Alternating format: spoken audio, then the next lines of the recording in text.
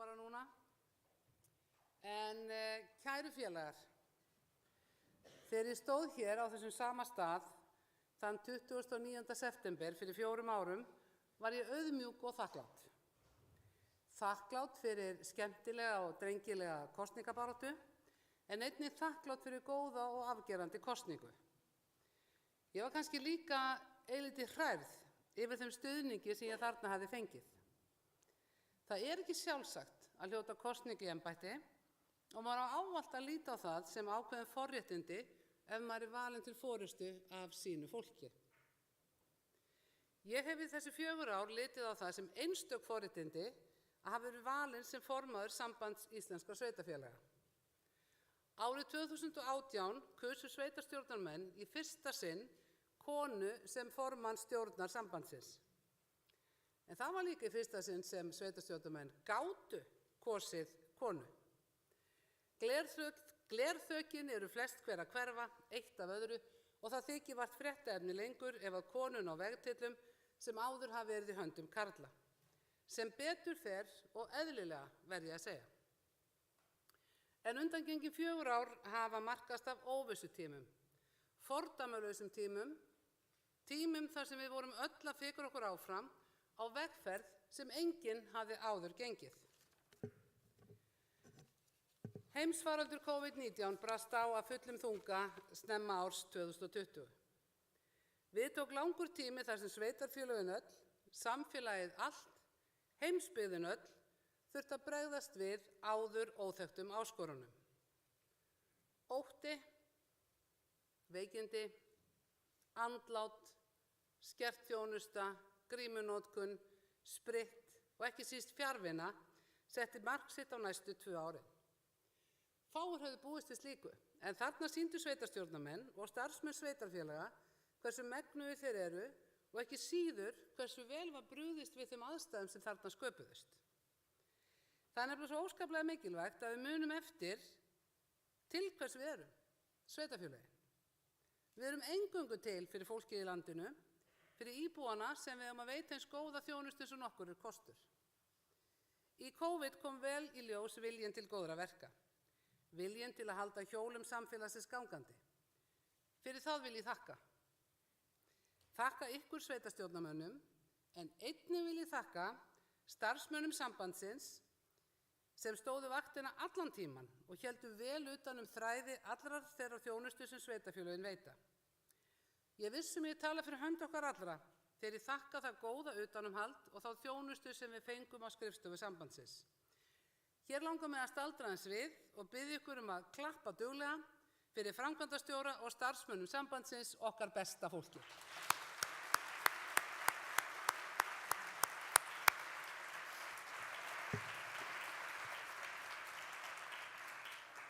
En samstarf ríkisstjórnarinnar og sambandsins var náið í þessu risastóra verkefni og ótal fundir haldnir fjölda mála er lutu af fjármálalegum samskiptum og þeim verkefnum sem sveitarfélögin sinntu. Það ríkti góður skilningur á hlutverki sveitarfélaga og sérstaklega var miðað að því að halda utan þá íbúa sem hvað höllustum fæti stóðu.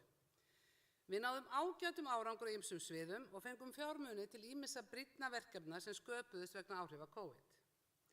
Í stuttu máli má segja að hinn almenni stuðningur við sveitarfélög hafi fyrst og fremst birst í afleitum áhrifum aðgerða ríkisstjórnarinnar til fyrirtækja og einstaklinga, en sá sértæki í auknum framlögum í jöfnunarsjóðinn.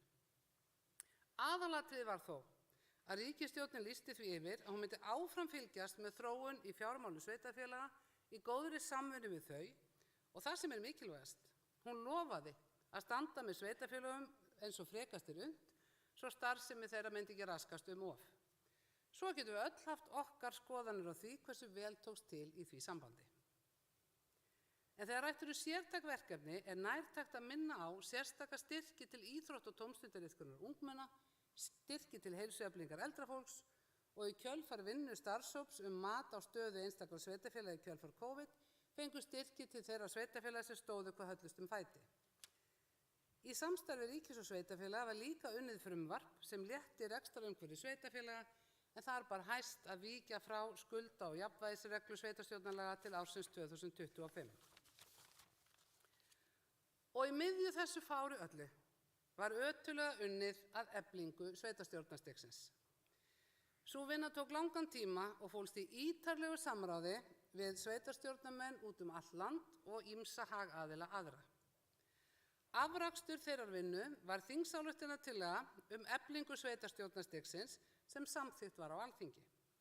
Í fyrsta sinn var sett fram tillaga af hálfu ríkisins, heildstæð tillaga sem fól í sér framtíðarsýn í málefnum sveitarfélaga. Og ekki í fyrsta sinn fór sveitarstjórnarstigið á hvolf þegar að stjórn og formaður fylgdu eftir ákvörðun stuðning við umrætt frumvarp sem tekin var á landsþingi. Öll þau góðu mál sem lágu fyrir með þingsályktunartillögunni og síðar frumvarpinu köfnuðu í umræðunni lágmarksíbúatölu sveitarfélaga. Þingmenn sem áður höfðu samþykkt þingsályktunartillöguna samþykktu ekki ákvæði frumvarps ráðherra þegar það kom fram. Var það óneitanlega sérkennilegt og ekki síst þar sem landsþing sambandsins hafði þegar samþykkt stuðning við umræddar tillögur. Var öll umræðan og ekki síður niðurstaða þessa máls mér og mörgum öðrum mikil vonbrigði. Danir eiga ágætis orðatiltæki. Þeir segja að það sé stingandi kollt på toppen eða það jökulkalt á toppnum. Þetta vitum við auðvitað öll og ekki síst við sem höfum valist til forystu. Undan því þýðir ekkert að kveina. Það er alls ekki einfalt að vera í forsvari og enginn sem segir það eigi að vera það. En orrahríð síðustu 4 ára var mikil. Á sama tíma og unnið var sleitulaust að því að tryggja rekstrarhæfi sveitarfélaga vegna heimsfaraldurs, voru sveitarstjórnarmenn landsins á afskaplega öndverðum meiði hvað varðaði eflingu sveitarstjórnarstigsins. Skilningsleysi á málefnum hvers annars endurspeglaðist síðan í togstreitu höfuðborgarsvæðisins og landsbyggðanna og svona rétt til að kóróna gleðina þá vippaði verkalýðshreyfingin sér á vagninn og ól á sundrungu og óánægju með aðferðum sem við höfum aldrei áður séð. Formaður ykkar ágætu samtaka var í fjölmiðlum annarkvort úthrópaður sem kommunistinn í Hveragerði eða óvinur alþýðunnar. Ítrekað. Andstæðingur höfuðborgarsvæðisins eða andstæðingur smærri sveitarfélaga. Slíkt er leiðigjarnt til lengdar og ekki vænlegt til árangurs. Það var aftur á móti efni í aðra ræðu ef ég ætlaði hér að fara að ræða hina opinberu orðræðu. Vöntun og umburðarlyndi og almennri kurteisi og þann oft á tíðum grimma heim sem opinberir aðilar þurfa að búa við. Það eru ekki allir búin að vera í opinberri umræðu í áratugi með bakið svo breitt og þakið kaunum að fátt kemst í gegn. Við þurfum öll aftur á móti að líta í eigin barm og kanna hvort við séum á réttri leið og hvort það geti verið að við séum sjálf að fæða hina opinberu miskunnarlausu umræðu sem á án vafa stóran þátt í því að sveitarstjórnarmenn endast afar illa í starfi og í hverjum sveitarstjórnarkosningunum á fætur öðrum hættir helmingu sveitarstjórnarmanna. Svo hröð endurnýjun er ekki vænleg til árangurs.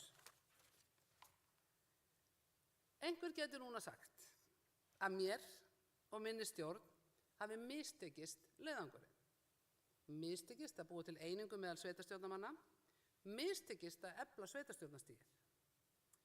Ég vil aftur á móti orða það svo, og ég vona svo innilega að það sé rétt, að við höfum á þessum 4 árum sáð fræjum. Ekki alltaf í frjóa jörð, en vonandi ná þau að spíra þegar við aftur náum fótfestu sveitarstjórnarmenn og gerum okkur grein fyrir því að við verðum að vinna saman ef við eigum að ná árangri. Ekki fyrir okkur sjálf, heldur fyrir íbúa þessa lands. Tæplega helmingur sveitarfélaga, eða 29, eru núna með færri íbúa en 1000. Í þessum sveitarfélögum búa innan við 4% þjóðarinnar. 4 fámennustu sveitarfélögin eru með íbúa milli 40 og 90. Fjölmennasta, höfuðborgin, í henni búa 136 íbúar. Einungis 8 sveitarfélög gleymdi ég íbúum Dagur. Hvað sagði ég?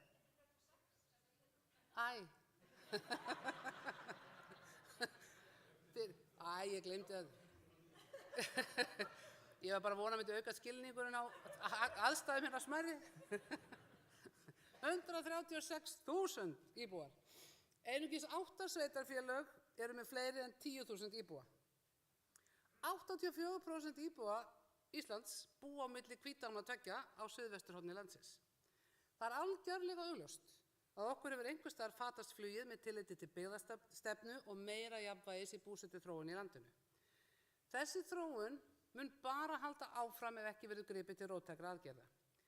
Mögulega eru frekari sameiningar ekki leiðin en við verðum að geta rætt þessa stöðu, opinskátt og einlægt, með það fyrir augum að þjónusta verði efld við íbúa út allt land. Að öðrum kosti munu á allra næstu árum nærri því allir íbúa landsins. 90% búa á suðvesturhorninu. Er það sem við viljum sjá? Heimsfaraldur COVID reyndi á, en hann kenndi okkur líka svo ótalmargt. Hann ýtti okkur til dæmis út í vinnuumhverfi sem hefur gjörbreytt öllum aðstæðum fólks. Fjarvinna og fjarfundir hafa undanfarið sannað að við getum nær því öll sinnt vinnu okkar hvar sem á landinu. Mjög mörg ætlum við að hafa þetta frekar. Sú staðreynd gefur möguleika sem við erum ekki enn farin að átta okkur á. Það að allir búi á sama blettinum er ekki lengur nauðsyn, en eftir sem áður er góð þjónusta nauðsyn.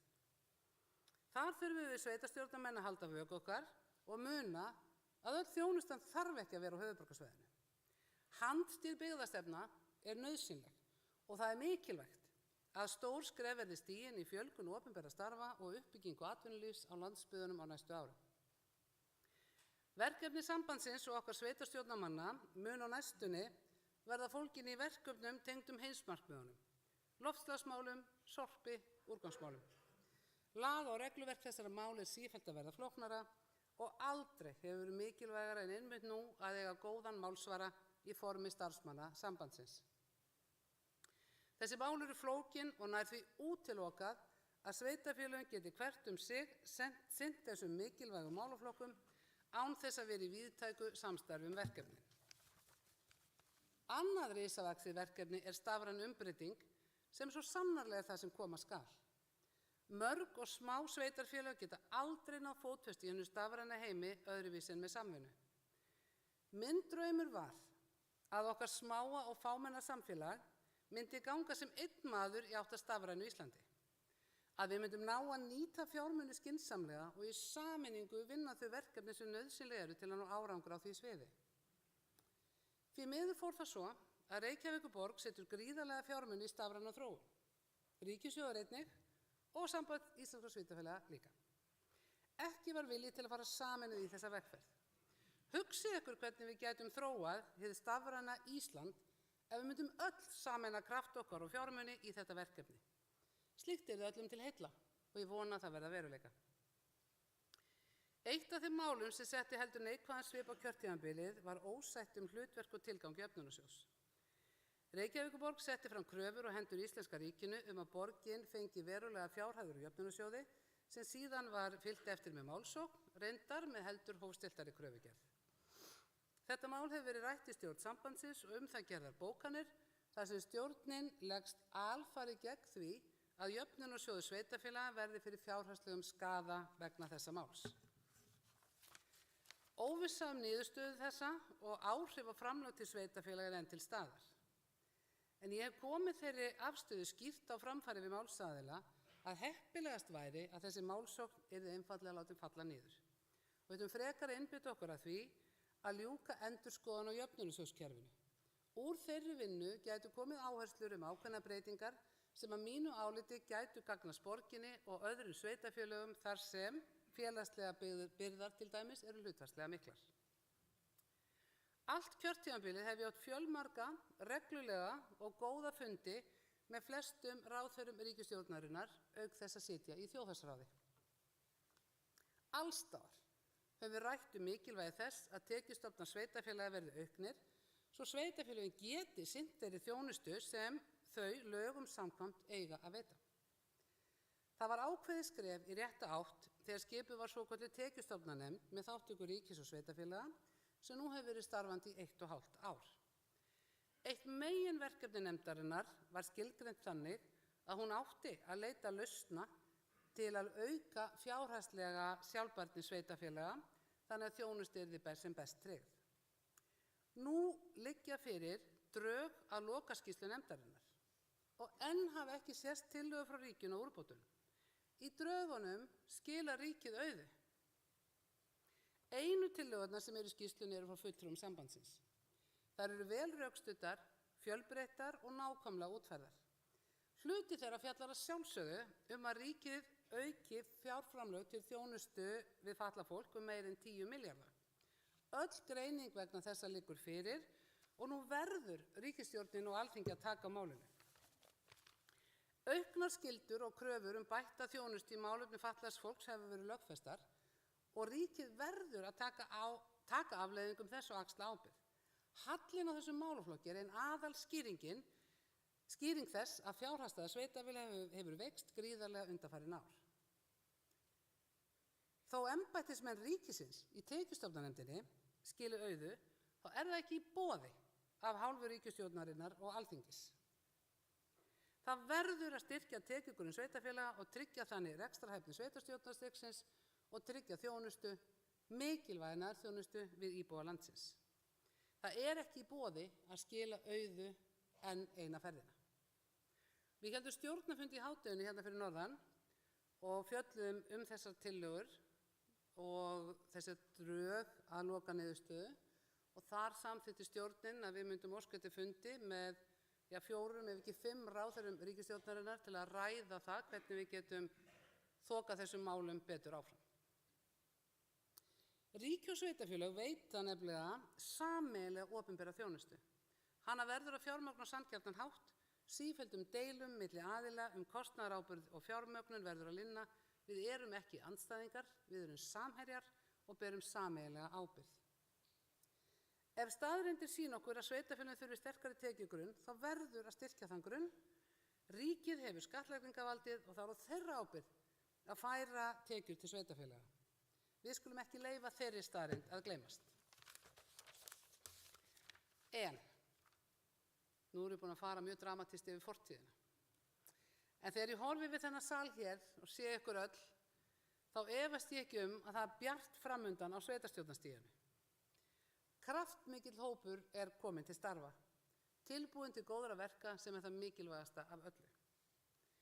Nú þegar ég stíg til hliðar sem formaður Sambands íslenskra sveitarfélaga og stíg jafnframt úr stjórninni eftir 15 ára viðburðaríka setu, vil ég þakka öllum þeim fjölmörgu sem ég hef starfað með á þeim vettvangi. Stjórnarmönnum sem starfsmönnum sambandsins og framkvæmdastjóra. Ég vil einnig þakka ykkur öllum, sveitarstjórnarmönnum landsins, fyrir einstaka velvild og gott samstarf. Ég stíg til hliðar, auðmjúk og þakklát fyrir góðan og skemmtilegan tíma. Vitandi það að sveitarstjórnarmenn og sveitarstjórnarstigið mun áfram leggja grunninn að góðu samfélagi. Ekki fyrir okkur sjálf, heldur fyrir íbúana. Leið og ég óska nýkjörnum formanni sambandsins og tilvonandi stjórn velfarnaðar segi ég landsþing Samband íslenskra sveitarfélaga árið 2022 sett.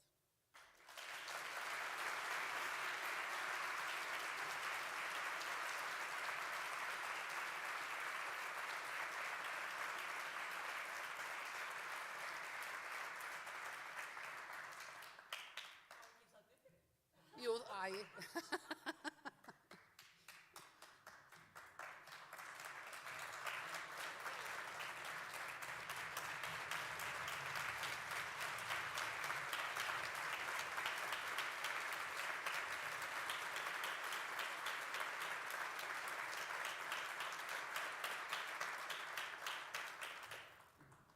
Þið megið ekki láta að fara að gráta í ræðustól.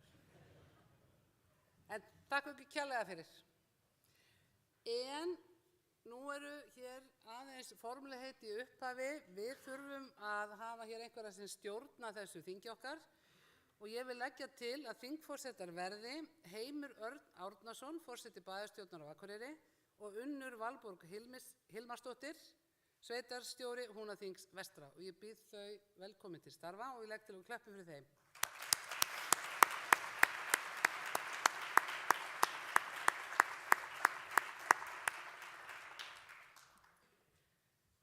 Við þurfum einnig að skrásetja allt sem hér er sagt og gert og ég vil leggja til að ritarar þingsins verði Valgerður Freyja Ágústsdóttir og Óttar Freyr Gíslason sem bæði eru sérfræðingar hjá sambandinu. Og ekki klappa fyrir þeim bara líka.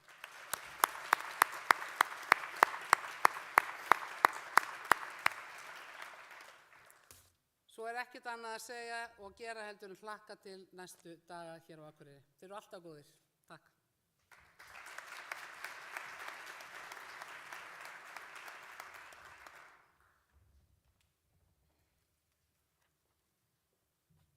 Jæja, komið sæl og blessuð. Velkomin í blíðuna hérna fyrir norðan. Þetta kom ekki á óvart hvernig dagurinn var. Skemmtileg tilviljun. Ég var hérna fyrir 15 árum síðan þá að syngja með Hvannadalsbræðrum og upptaka gekk frábærlega en græna herbyggi fór illa með mig þannig að söngurinn var ekki alveg jafn góður. En þá voru 500 manns og núna eru hérna 250. Þannig að þetta er okkar fallegasti salur. En til að láta dagskrána ganga þá ætlum við nú ekkert að hafa langar kynningar hérna. Við ætlum að fara næst í kjörbréfanefnd. Tilnefndir voru Bragi Bjarnason, forseti bæjarstjórnar Árborg, Fjóla Valborg Stefánsdóttir, sveitarstjórnarfulltrúi Grýtubakkarhrepp, Anna Sigríður Guðnadóttir, forseti bæjarstjórnar í Mosfellsbæ. Eru aðrar tillögur? Nei, þá er það samþykkt.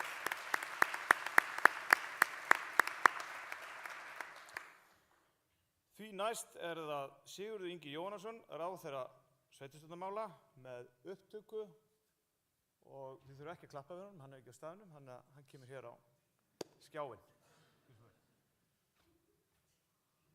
Kæra sveitarstjórn. Máli klappa við honum.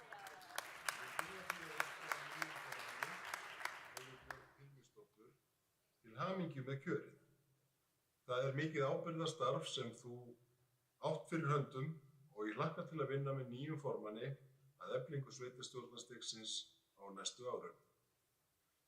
Ég vil einnig þakka fráfarandi formanni Aldísi Hafsteinsdóttur fyrir ákaflega gott og traust samstarf síðustu árin. Næstu fundir okkar Aldísir verða væntanlega óformlegri en áður og fara að öllum líkindum fram í litlu melabúðinni á Flúðum. Ég ávarpa ykkur nú í eilítið öðru hlutverki en síðast, þar sem nýtt innviðaráðuneyti var til við myndun nýrrar ríkisstjórnar. Veigamikil breyting fólst í því að undir nýtt innviðaráðuneyti heyra nú húsnæðismál, skipulagsmál, samgöngumál, sveitarstjórnarmál og byggðamál. Með þessari breytingu hefur náðst betri yfirsýn sem leiðir til markvissra aðgerða. Eitt af lykilviðfangsefnum nýs innviðaráðuneytis er búsetufrelsi. Öll þau verkefni sem heyra undir innviðaráðuneytið eiga það sameiginlegt að leggja grunninn að búsetufrelsi. Í því felst að þjónusta hins opinbera þarf að vera aðgengileg öllum hvar sem þeir búa á landinu. Hamingja fólks er ekki síst fólgin í því að það geti búið sér heimili þar sem það helst kýs. Búsetufrelsi ýtir undir fjölbreytileika byggðanna. Á næstu vikum mun innviðaráðuneytið fara í rafræna fundaferð landið þar sem ykkur, sveitarstjórnarfólkinu og öllum þeim sem áhuga hafa er boðið að taka þátt í kynningu og samráði þær stóru stefnur og áætlanir sem heyra undir þetta ráðuneyti. Yfirskrift fundaherferðarinnar er Vörðum leiðina saman. Ég hvet ykkur öll til að taka virkan þátt í þessu mikilvæga samráði. En kæru þingfulltrúar, síðustu ár hafa ekki verið tíðindalítil í íslensku samfélagi frekar en öðrum samfélögum heimsins þann tíma sem heimsfaraldurinn gekk yfir. Efnahagslíf okkar er kvikt. Við tókum snarpadífu í faraldrinum og stjórnvöld mættu henni með markvissum aðgerðum með það markmiði að skapa öfluga viðspyrnu. Það hefur tekist og við sjáum nú háar hagvaxtar tölur. Nýjar áskoranir hafa leyst eldri af hólmi og sú stærsta nú sú að kveða niður verðbólgudrauginn sem aftur hefur látið á sér kræla. Í frumvarpi til fjárlaga er dregið úr útgjöldum nema á þeim sviðum sem snúa að heilbrigðis- og félagsmálum. Þær aðgerðir eru nauðsynlegar til að draga úr verðbólgu og standa þannig vörð lífsgæði okkar til lengri tíma.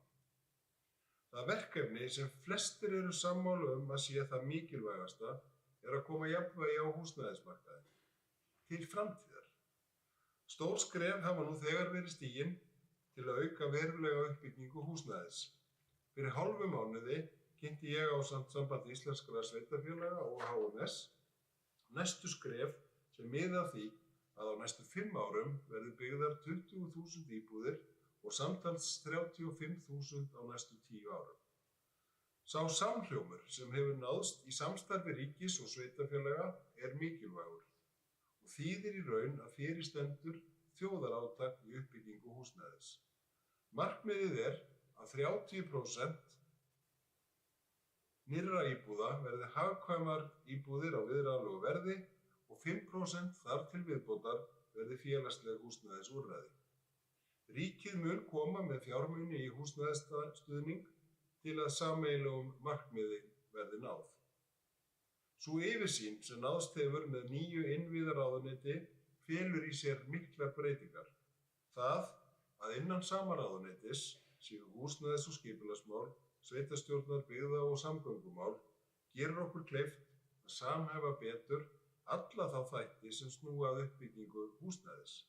Öflugar stofnanir, Húsnæðis- og mannvirkjastofnun sem og skipulagsstofnun og þétt samstarf þeirra á milli veitir tækifæri til að einfalda ferla og gera okkur betur grein fyrir þörfum samfélagsins á hverjum tíma. Starf HMS hefur á síðustu misserum miðað að því að gera upplýsingaöflun markvissari og þar með einnig að efla upplýsingagjöf. Það ekki langt síðan að einu miðlægu upplýsingarnar uppbyggingu á húsnæði voru fengnar með því að Samtök iðnaðarins gerðu út fólk til að telja íbúðir í hverfum sem voru að byggjast upp.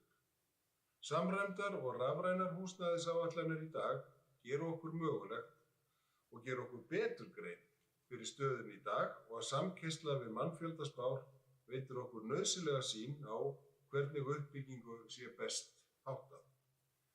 Ef skyggnst inn í húsnæðisáætlanir sveitarfélaganna hins vegar aðeins gert ráð fyrir 16.000 íbúðum á næstu 5 árum.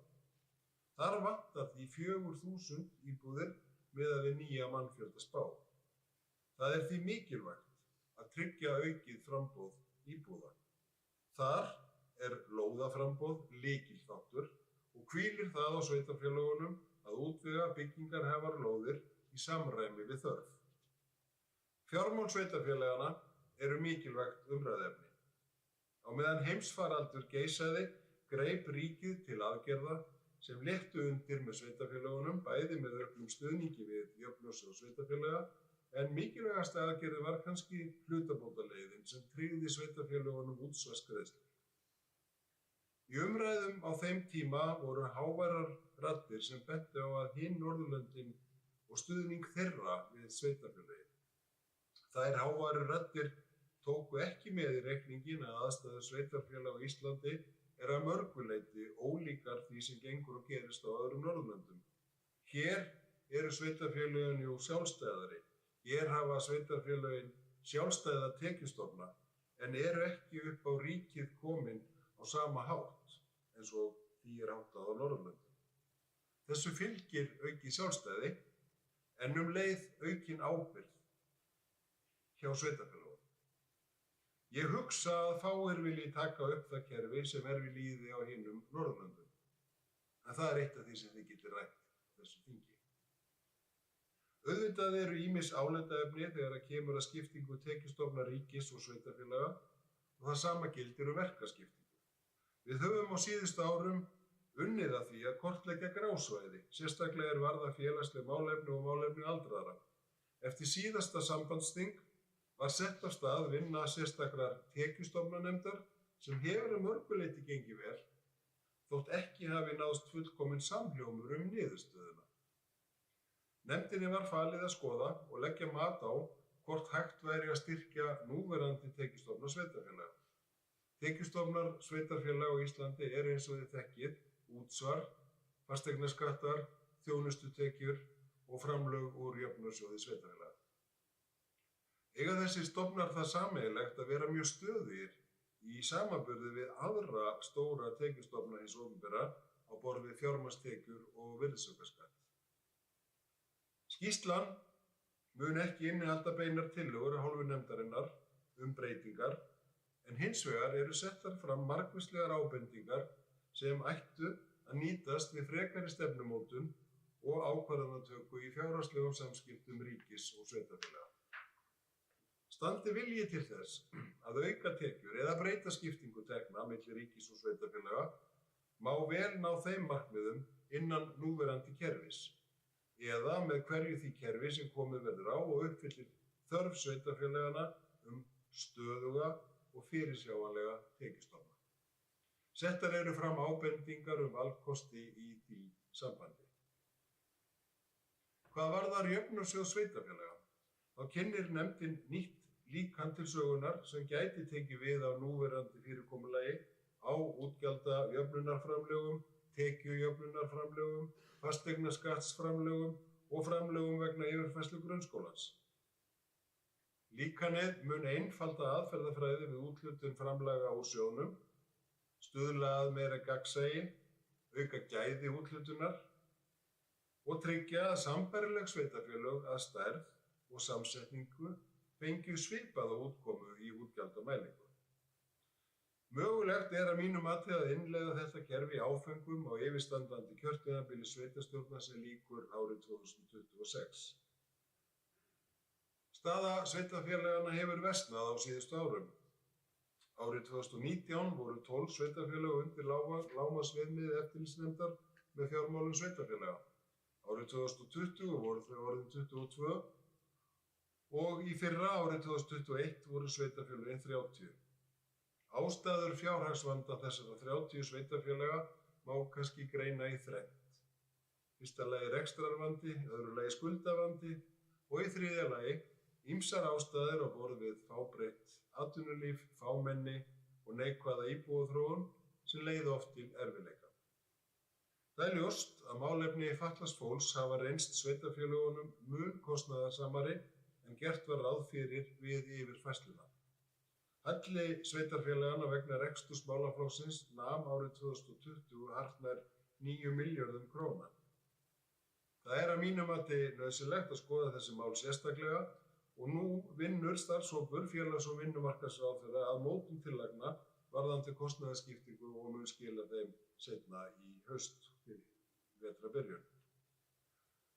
Einnig kemur fram í umfjöllun tekjustofnanefndar að kostnaður við rekstur grunn- og leikskóla hefur aukist verulega á umliðnum árum og þá mælt í kostnaði á nemenda í samanburði við þróun verðlags og launa.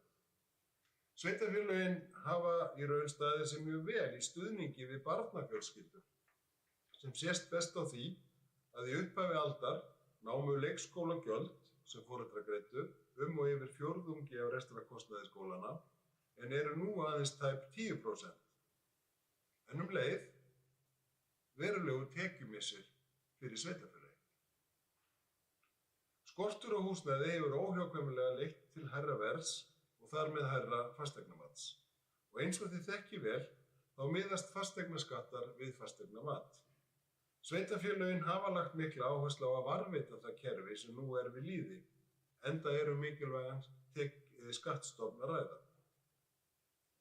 Í vinnu við endurskoðun tekjustofna hafa komið upp hugmyndir af því hvernig hægt væri að þróa kerfið þannig að breytingar séu hóflegar eða hóflegri og þróun skattstofnsins fyrirsjáanlegri. Mikilvægt er að huga því hvernig hægt sé að koma í veg fyrir stökkbreytingar á skattstofnunum hafi alvarleg áhrif á sjálfa álagninguna. Það jafnvægi sem unnið er að á húsnæðismarkaði með viðamiklum aðgerðum er einmitt mikilvægt til að skapa stöðugleika og sanngirni. Sjálfstæðir og sterkir tekjustofnar sveitarfélaga eru mikilvægir fyrir framþróun byggða á landinu okkar. Á næstu mánuðum mun ég leggja fram 2 frumvörp til laga breytingu á hafnalögum. Ef lögin verða veruleika mun það tryggja að hafnir hafi fullnægjandi heimildir til að taka gjöld í samræmi við veitta þjónustu, til dæmis við starfsemi fiskeldisfyrirtækja.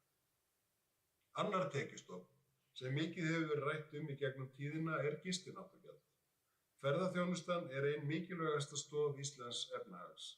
Hún átti stóran þátt í því að við náðum að rísa hratt og örugglega upp úr erfiðleikum hrunsins.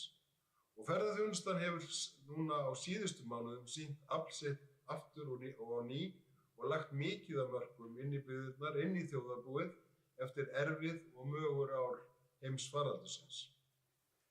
Ferðaþjónustan er því vaxandi grein og ber að fara varlega í að leggja á hana of miklar byrðar. Það kemur til greina að mínu mati að búa til lagaumhverfi sem heimilar, ekki skyldar, sveitarfélögum að leggja á hóflegt gistináttagjald. Málefni Jöfnunarsjóðs sveitarfélaga er ætíð ofarlega á baugi í umræðum sveitarstjórnarfólks, enda er hann gríðarlega mikilvægur þegar að kemur að bókhaldi sveitarfélagana. Jöfnunarsjóður er eins og nafnið gefur til kynna sjóður til að jafna aðstöðu sveitarfélaga. Hlutverk hans er að jafna mismunandi útgjaldaþörf og skatttekjur sveitarfélagana með framlögum úr sjóðnum á grundvelli ákvæða laga, reglugerða og vinnureglna sem settar eru starfsemi hans. Tilgangurinn er að sveitarfélögin standi á jafnari grunni að teknu tilliti til land- og lýðfræðilegra þátta auk fjárhagslegs styrks til að sinna sínum lögbundnu verkefnum. Þá greiðir sjóðurinn framlög til samtaka sveitarfélaga, stofnana og annarra aðila í samræmi við ákvæði laga. Eitt af verkefnum nýrrar forystu Sambands íslenskra sveitarfélaga hlýtur að vera að standa vörð þennan mikilvæga sjóð og hlutverk hans. Á síðustu árum hafa málefni sjóðsins ekki aðeins verið rædd í sveitarstjórnum og á þingi, heldur hafa þau einnig ratað inn í dómsali. Málsóknir eru að mínu mati ekki rétta leiðin í samskiptum sveitarfélaga og ríkis. Mikilvægt er að horfa á heildarmyndina og fórna ekki meiri hagsmunum fyrir minni þegar kemur að þessu mikilvæga jöfnunartæki sveitarfélagana. Á síðustu árum hefur okkur náðst nokkur árangur í sameiningum sveitarfélaga.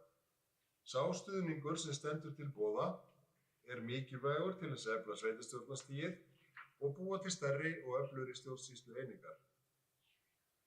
Það er krefjandi verkefni að sitja í stjórnum sveitarfélaga og mikilvægt að muna að skyldur fólks í stjórnmálum eru við samfélagið sitt en ekki tilbúin hreppamörk. Kröfur fólks og væntingar til þjónustu eru sífellt að vaxa og mikilvægt að leita allra leiða til að nýta það fjármagn sem sveitarfélögin hafa til að skapa blómleg samfélög sem er eftirsóknarvert að lifa og starfa í. Það er verkefni okkar allra. En kæru þingfulltrúar, það er skammt liðið frá sveitarstjórnarkosningum. Þið eruð mörg hver ný á þessu mikilvæga sviði sem sveitarstjórnarmálin eru. Sjálfur á ég góðar minningar og mikilvæga reynslu frá störfum mínum í sveitarstjórn. Starf sveitarstjórnarfólks og þingmanna er að mörgu leyti ólíkt, ekki síst vegna þeirrar nálægðar sem er einkennandi fyrir sveitarstjórnarstarfið. En bæði störfin gilda að við erum að vinna í þágu þjóðar og samfélags.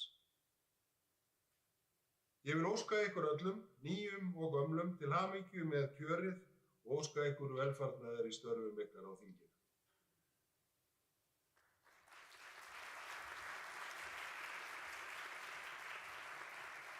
Við þökkum ráðherra kærlega fyrir.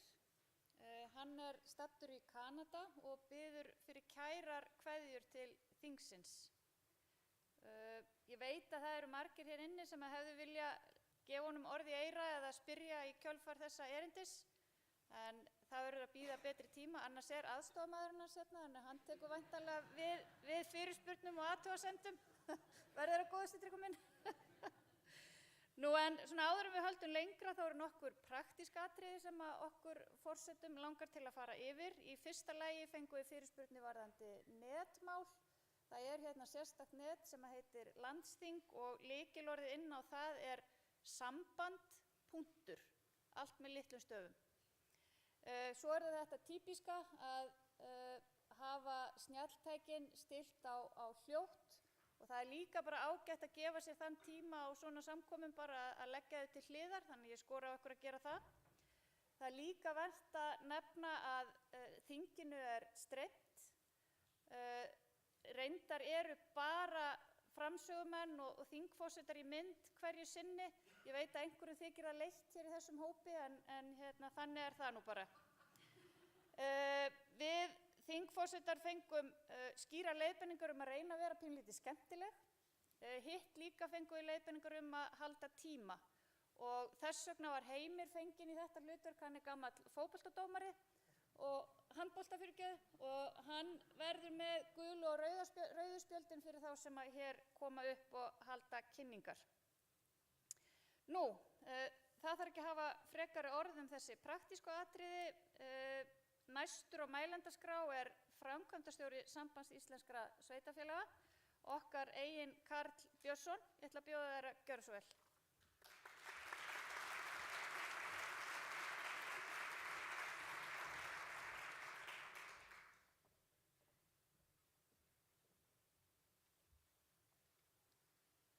Já, hvernig finn ég þetta?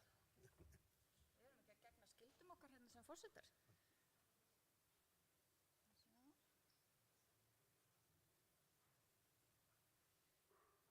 Þarna kemur það.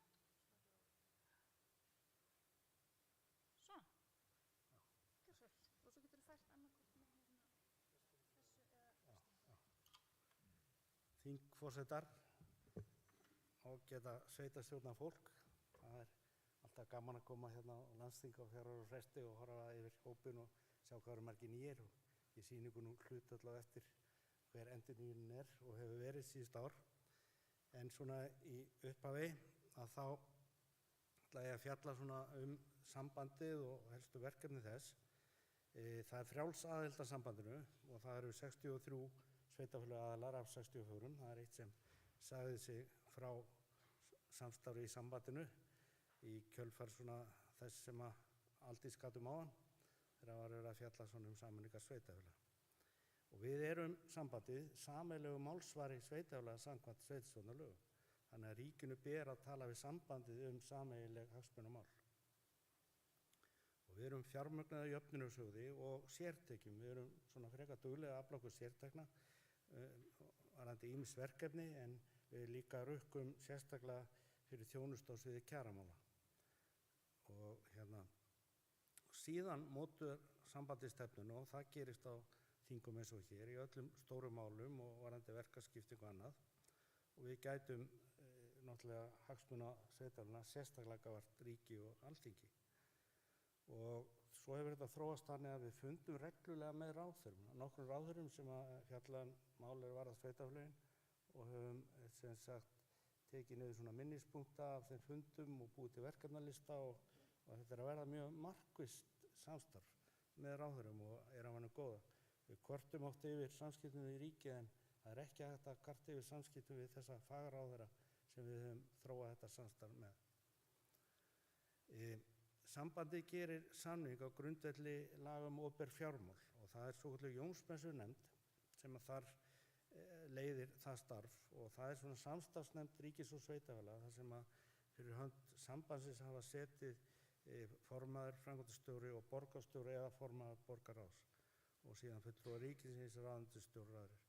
Og við erum 4 undirnefndir sem skipta miklu máli, ein sem við köllum grábókarnefnd sem fjallar sem sagt gráu svæðin milli ríkis og sveitarfélaga, þar sem við erum að reyna að hreinsa þau upp og gengur því miður ekki nógu vel.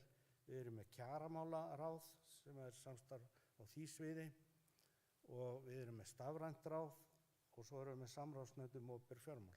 Þannig að það er heilmikið starf sem þarna fer fram og þetta er sem sagt fjármálaráðuneytið og innviðaráðuneytið sem að koma að þessu.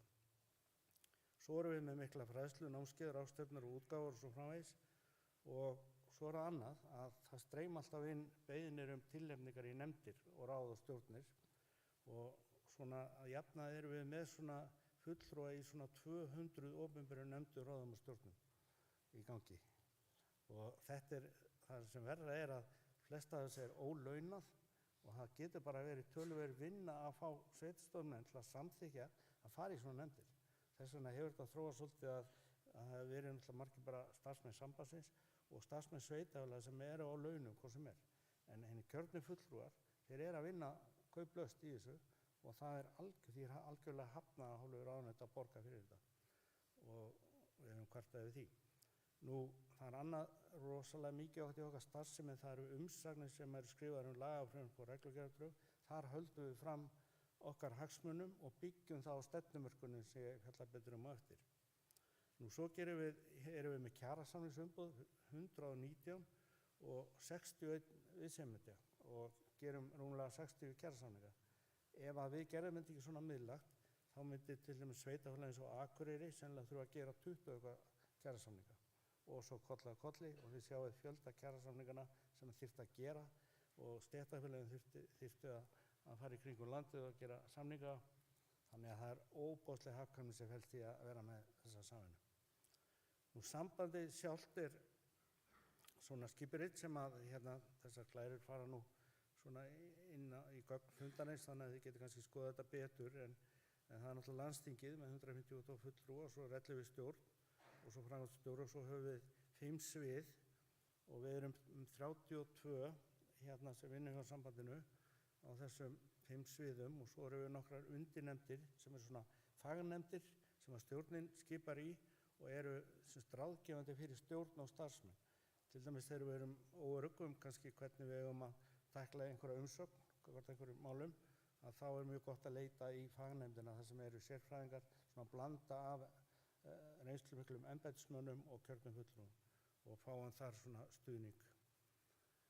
Nú, svo erum við með sveitarfélagaskólann sem að við hvetjum ykkur til að taka þátt í, en reyndar er rosalega góð þáttaka. Þegar 520 þátttakendur búin að skrá sig, eða 71% kjörinna fulltrúa, sem er mjög gaman. Þetta er nýjung hjá okkur, við þróum þessi námskeið í samvinnu við Háskólann í Reykjavík, stafræn námskeið og það eru komið 9 þarna inn sem ég hvet ykkur til að skoða. Það er upplýsingar þetta allt á vefnum okkar og síðan í framhaldinu þegar allir eru búin að undirbúa sig vel í rafrænum námskeiðunum að þá verða vinnustofur í hverjum landshluta og fólk er kallað að koma og það verður spurt út úr svona hvað hefur lært. En þetta er svona þróunarverkefni sem að við höfum mjög gaman að og gaman að þróa þennan veg og þetta verður náttúrulega aðgengilegt á netinu fyrir og við munum bara alltaf bæta í og fjölga námskeiðum og vera með ýmis svona aðgengilega námskeið sem geta verið gagnleg. En ef við skoðum aðeins sveitarstjórnar fólkið, þá sjáum við þarna svona samsetninguna. Það voru 981 sveitarstjórnar fulltrúi 1998 og við sjáum skiptinguna, grænu súlurnar hérna lengst til vinstri. Það er rúmlega 700 kallar og rúmlega 200 konur. Og svo sjáum við hvernig bláa súlan lækkar og lækkar, það sem sagt fækkar fulltrúum að því að sveitarfélögum fækkar. En við sjáum að fjöldi kvenna með rauðarsúlan helst nokkuð stöður en köllunum fækkar. Og síðan gerðist merkilegu tímamót sem að margir hafa fagnað og ég held að flestir eigi að fagna að nú eru orðnar fleiri konur í sveitarstjórnum heldur en kallar. Þannig að sigur er unnin.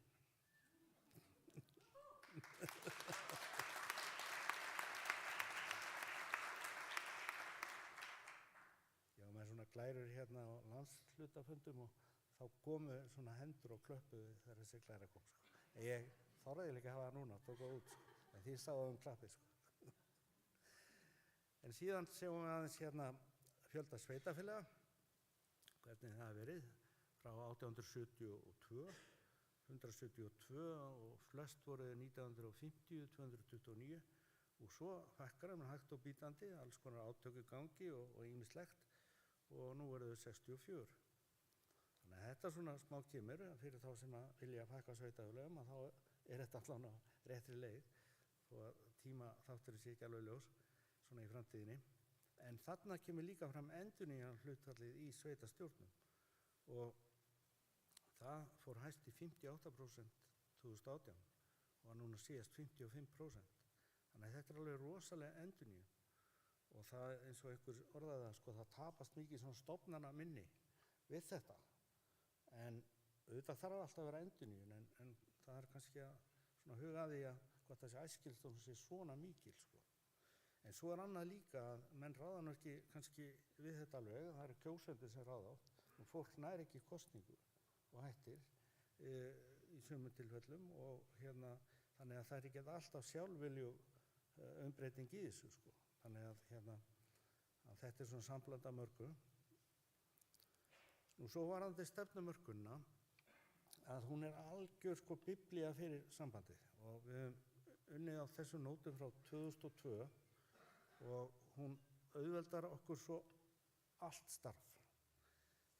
Stjórn og starfsfólk og fulltrúar sambandsins í nefndum, við alltaf þegar tilefni nefndir þá bendum við á stefnuna og byggjum fólk að horfa til hennar í starfi sinni í nefndunum og við fylgjum þess eftir og tilefni líka alltaf tengilið við sambandið þannig að það sé svona backup frá sambandinu í nefndunum og við höfum þá þessar skilgreiningar helstu markmiðin, stundum erum við með útfærslur og leiðum, það stundum svolítið erfitt í þessari stefnumörkun að halda sig bara við markmið, það svona þróast stundum í leiðir og jafnvel verkefni, en það er bara ágætt, þá er þetta bara skýrara og það sem að okkur finnst best, það er skilvirknin. Hún verður svo, við getum stundað og sýnt svo mikla og skilvirkni og snögg viðbrögð þegar við erum beðin umsagnir eða álit eða hvernig við erum að bregðast við þessu og þá bara höfum við bakka upp í stefnunni. Þess vegna segi ég líka við ykkur sem að farið á landsfundi stjórnmálaflokka, notið stefnan okkar, veifiði henni, komiði henni inn í stefnur stjórnmálaflokkana og þá sjáum við þetta kannski í einhverjum stjórnarsáttmálum og fleira. Þannig að munið að boða fagnaðarerindi á réttum stöðum, sko. Og síðan tíni ég upp þessa þætti sem við erum búin að brjóta núna tillögu að stefnumörkunum sem var unnin í miklum undirbúningi í 4 fundum með sveitarstjórnarmönnum og með nefndunum og þetta er alveg svakaleg vinna bak við þetta og svo er bara mjög spennandi að sjá hvernig hópavinnan fer fram. Við höfum þannig 4 umræðuhópa og við erum með starfsmenn sambandsins til aðstoðar í þessum hópum, svara fyrirspurnum og komi ábendingar og annað og hikið ekki við að nýta starfsfólk sambandsins. Við erum þjónar ykkar og við viljum standa okkur vel og hikið ekki við að leita til okkar og hér er hinn 2 hóparnir og þið hafa alveg upplýsingar þetta og hver er hópstjórn og annað. Og svo ætlum við að nota Slido svona til að auðvelda þannig að fólk geti sett fram svona fyrirspurnir og hugmyndir og ábendingar en það má samt ekki vera til þess að fólk hætti að standa upp og tala.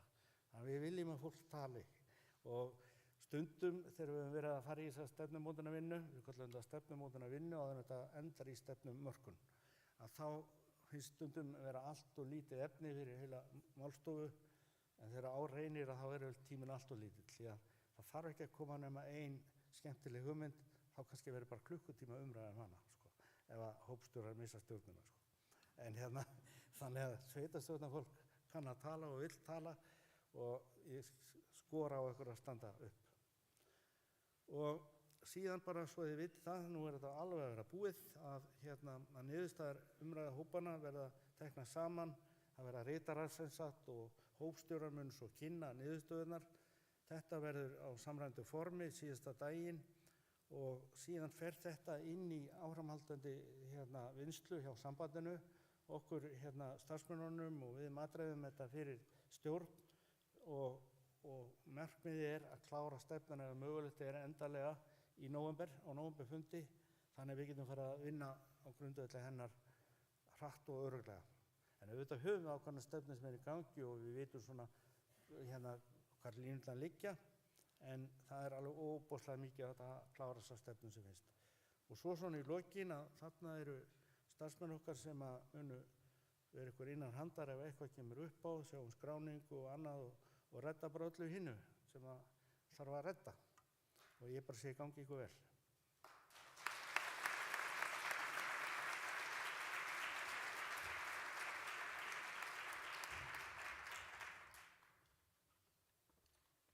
Þakku Karli Björnssyni kærlega fyrir. Ég þarf að útskýra þetta spjald hérna. Það þýðir 3 mínútur eftir. Og við ætlum að gefa símanum sem hringdi á líka eitt gult spjald. hann er komin á Silent held ég, þannig að það verður allir að passa þetta. Örstutt saga hérna frábæra fréttir, þar sem ég er búinn að formar unglingaráðs KK Þór í hátt í 7 ár. Og þegar ég byrjaði þá komu hér á mót stelpur, það komu 9 eða 10 lið og 36 strákalið. Núna næstu helgi, það er að segja eftir rúma viku, þá er að koma 400 krakkar og það eru 29 stelpulið og 27 strákalið. Þetta finnst okkur alveg risadæmi og ætlum að auðlýsa þetta vel og bara áfram stelpur, segi ég. En ég hef trú á því miður að ég þarf að nota þetta spjald svolítið næst, út í að það eru næst að dagskrá pallborðsumræður. Já, á undan pallborðsumræðunum. Þá er það sjálfsögðu Sigurður á Snævari, en hann mun síðan stjórna pallborðsumræðunum. Þá eru spjaldið vonandi ekki notað mikið. Gefum hann gott klapp, Sigurður á Snævari.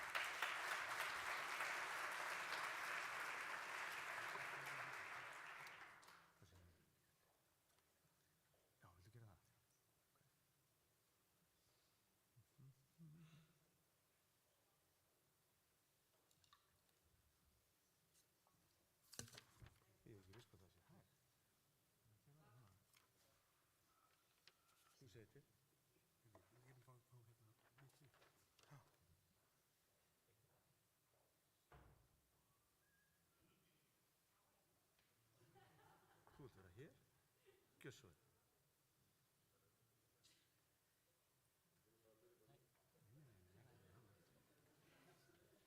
Viltu ekki vera hérna í hófi?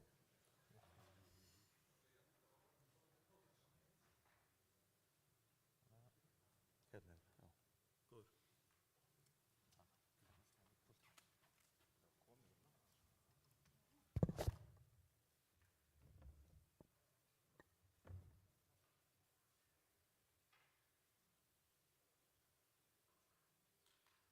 Þingforsetar, ágæta sveitarstjórnarfólk, áskoranir.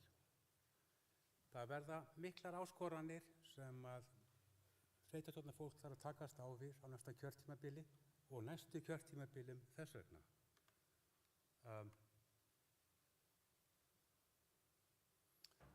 Ég nefni hér bara nokkrar. Halli á rekstri og þungur rekstur og þungar horfur. Ég nefni kjarasamninga. Ég nefni jöfnun launa á milli eða kjara á milli markaða. Ég nefni óvissu hagþróun. Ég nefni öldrun samfélagsins. Það hefur áhrif á tekjur og gjöld. Lýðfræðin segir okkur það að útsvarstekjur munu ekki halda í við þróun landsframleiðslunnar á næstu 5-10 árum. Ég nefni öldrun samfélagsins og það að slök ávöxtun og lýðfræðileg þróun mun hafa það í för með sér að bráðum bankar lífeyrissjóðurinn upp á hjá okkur. Ég nefni samskipti við ríkið. Allt þetta er ógn við sjálfbærni sveitarfélaga. Byrjum aðeins að tala hallarekstur. Við gáum út frétt daginn stöðuna í 6 stærstu sveitarfélagunum á 6 fyrstu mánuðum ársins. Og það er alveg ljóst að rekstrarafgangur það er rekstrartap á öllum sveitarfélögum. Í þessum 6 stærstu sveitarfélögum þar eru veltufé frá rekstri núna 1,3% og munið þess að tölu að því að tala veltufé meira á eftir. Og fjármagnsliðirnir eru að taka meiri hluta af tekjunum, 6,5% á þessum fyrstu 6 mánuðum þessa árs og 4,1% á sama tíma í fyrra. Aðeins meira stöðuna. Ég tók saman líka rekstrarafgang 14 af 15 stærstu sveitarfélögum landsins. Það eru allstaðar rauðar tölur, það er bara Garðabær sem er blár. Og Garðabær er blár vegna þess að þeir voru að selja byggingar rétt fyrir einhverja 3 milljarða króna. Nú skulum við höfum verið að tala sjálfbærni fjármála sveitarfélaga. Við höfum haft áhyggjur af því hvort að sveitarfélög séu yfirleitt sjálfbær þegar til lengdar er litið. Áskorunum sem ég nefndi áðan eru auðvitað mikil ógn við sjálfbærnina, en nú erum við kannski að tala stöðuna í dag, og það eru 2 nefndir sem hafa fjallað sjálfbærni sveitarfélaga. Önnur var endurskoðun á ákvæðum sveitarstjórnarlaga fjármál. Hin var, og hún hefur þegar verið nefnd hér, tekjustofnanefndin ógurlega. Ég ætla að reifa nokkrar niðurstöður úr þessum nefndum.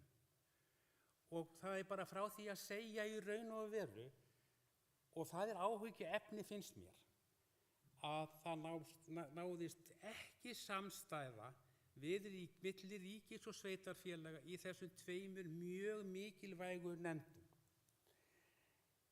Nefndin við köllum þetta bara nefndin fjármálareglur, og það er löng skýrsla og mikil, og við náðum saman nokkur prinsippatriði. Það fyrsta var í raun og veru það að stefna að stefnu og árangursmiðaðri fjármálastjórn sveitarfélaga. Það þýðir í raun og veru að í upphafi kjörtímabils sé lagt upp fjármálastefna, síðan verði árleg fjármála- og fjárfestingaráætlun gerð til næstu 5 ára, og þetta verði grundvöllur af fjárhagsáætlun næsta árs.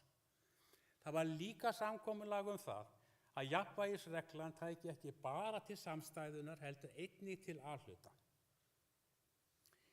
Þriðji hluturinn sem var samkomulag eru tillögur kostnaðarmat, og það að kostnaðarmati fylgi fjármögnun.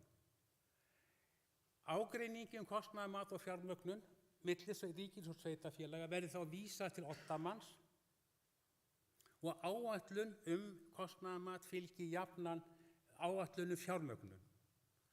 Síðan í 3. lagi að ríkisendurskoðun taki út fjármálaleg samskipti ríkis og sveitarfélaga með reglulegum hætti.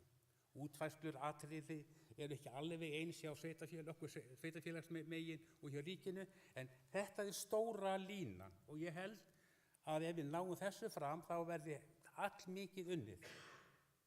Þá kem ég að tekjustofnanefndinni ógurlegu og byrjum á því hvað hún átti að gera.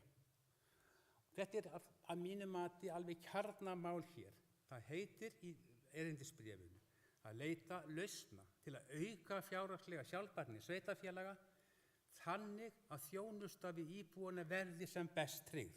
Það getur varla skýrar verið. En það var himinn og haf á milli aðila. Í sjálfu sem má segja það að nefndin skilaði auðu. Hún skilaði auðu sjálfbærni. Hún skilaði auðu styrkingu tekjustofna. Þetta er ágætt skýrsla, það er ekki það. En hún skilar auðu í því sem að væntingar okkar stjórnarfólks var til. Það er svolítið merkilegt líka að horfa á kafla 2 í skýrslunni. Minnir að það er ennþá númer 2.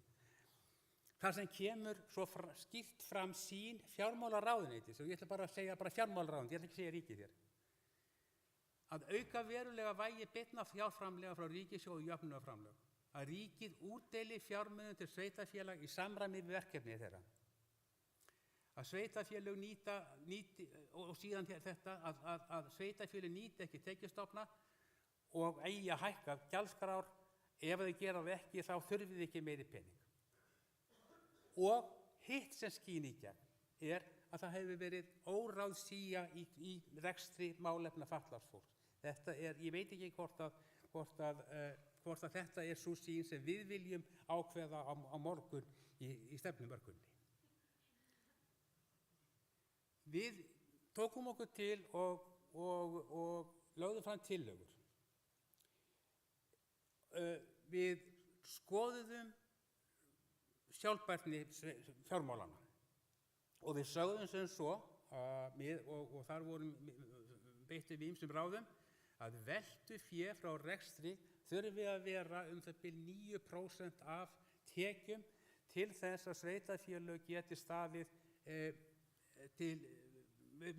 talist vera sjálfbær. Og muniði talan fyrir fyrstu 6 mánuðina, hún var hver? Já, takk. Og við erum 20 milljörðum frá sjálfbærni hér á árinu 21. Við gerðum síðan, settum upp matseðil. Þetta verður fjölbreyttir réttir á þessu matseðli. Og ef þeir væru allir pantaðir í einu, þá myndu þeir kosta 24 milljarða króna cirka. Ég nefni bara hérna nokkrar helstu.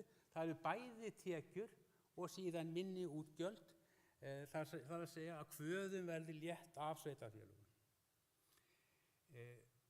Ég held að það skipti máli líka að við ræðum þennan matseðil og aðrar hugmyndir það hvernig við viljum breikka og styrkja stofninn, og ég ætla að fá með mér á eftir fólk til þess að tala það. Það var líka inn í þessari tekjustofnanefnd að þá var komið tillögur og komið raun og veru 2 tillögur endurskoðun á jöfnunarsjóði sveitarfélaga. Ein sem var svona, má segja, til að justera, hin miklu róttækari og í raun og veru það að steypa í eitt tekjujöfnunarframlögin, útgjaldajöfnunarframlögin, grunnskólaframlögin og fasteignaskattsframlögin í eitt framlag og sem myndi einfalda hlutin mjög mikið, gegnsæi væri miklu meira, og hér eru 3 skref til tekjujöfnunar. Fyrst horft til ólíkra tekjumöguleika, þá ólíkra útgjaldaþátta og loksins sérstaka áskoruna. Við höfðum áhyggjur af því ýmsum hlutum í þessu, til dæmis útreikningur á hámarkstekjunum, hagkvæmnislínan sem þarf að nota til þess að ákveða tekjumöguleikana og svo framvegis. En ég held að þarna sé mjög góður grundvöllur til þess að halda áfram að tala Og ég bara auglýsti núna að sérstaklega fjármálaráðstefnu sveitarfélaga sem verður haldið 13. og 14. október, og þar munum við fjalla jöfnunarsjóðinn sérstaklega. 2 nefndir, árangur enginn. Þetta að mínu mati mjög alvarlegt í samskiptum á milli ríkis og sveitarfélaga. Það svolítið þannig að menn fara í gömlu skotgrafirnar. Við heldum í raun og veru við værum komið miklu lengra. Við mærðum hér endalaust lögum um opinber fjármál að það myndi auka skilning á fjármálum hvors aðila.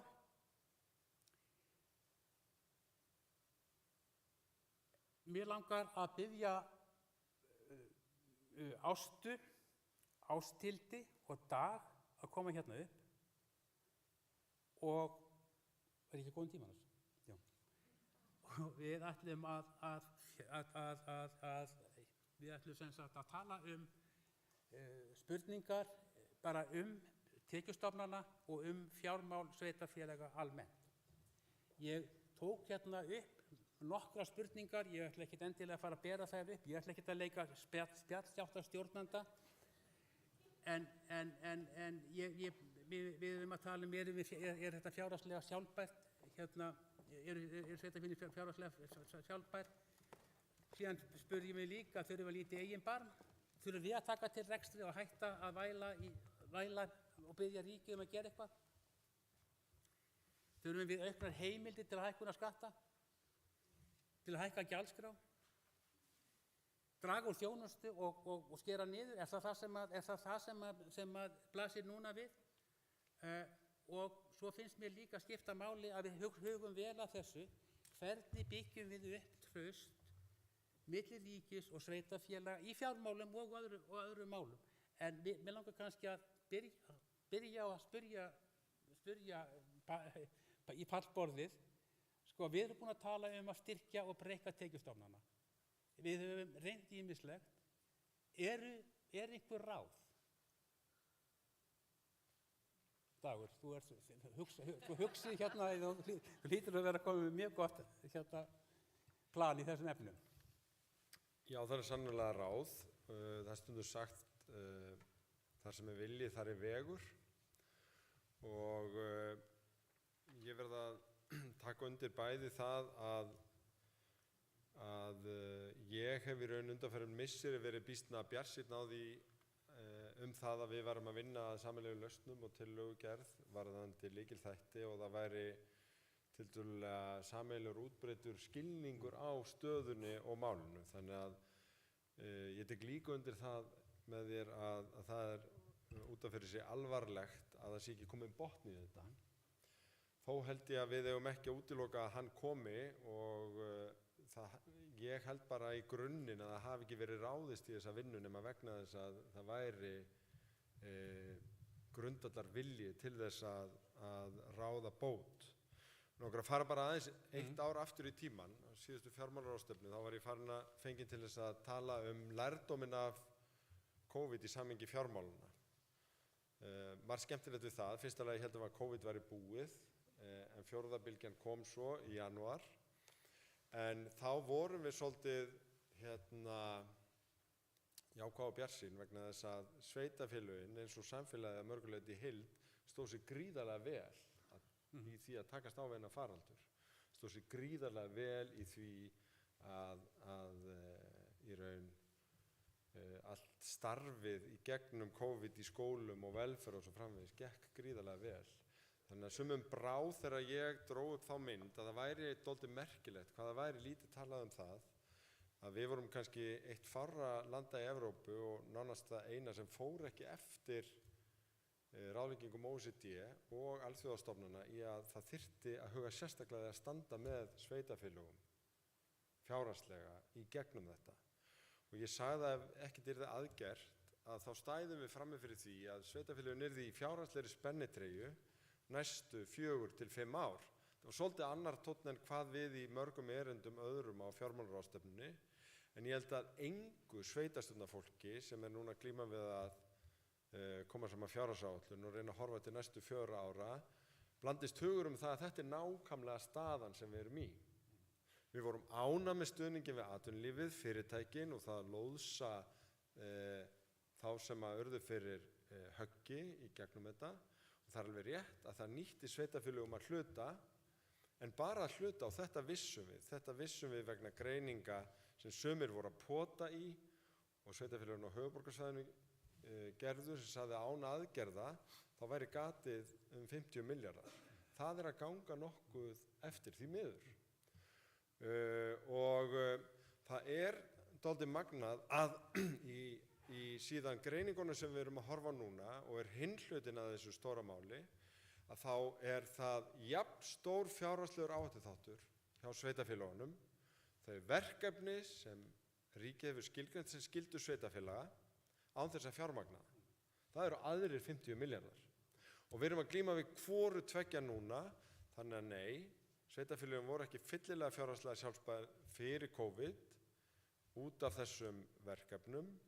En við höfum allar forsendur til þess að ráða fram úr þessu. Það er búið að greina kostnaðinn í málaflokki fatlaðs fólks, það er búið að greina leiðirnar sem hægt verður að fara.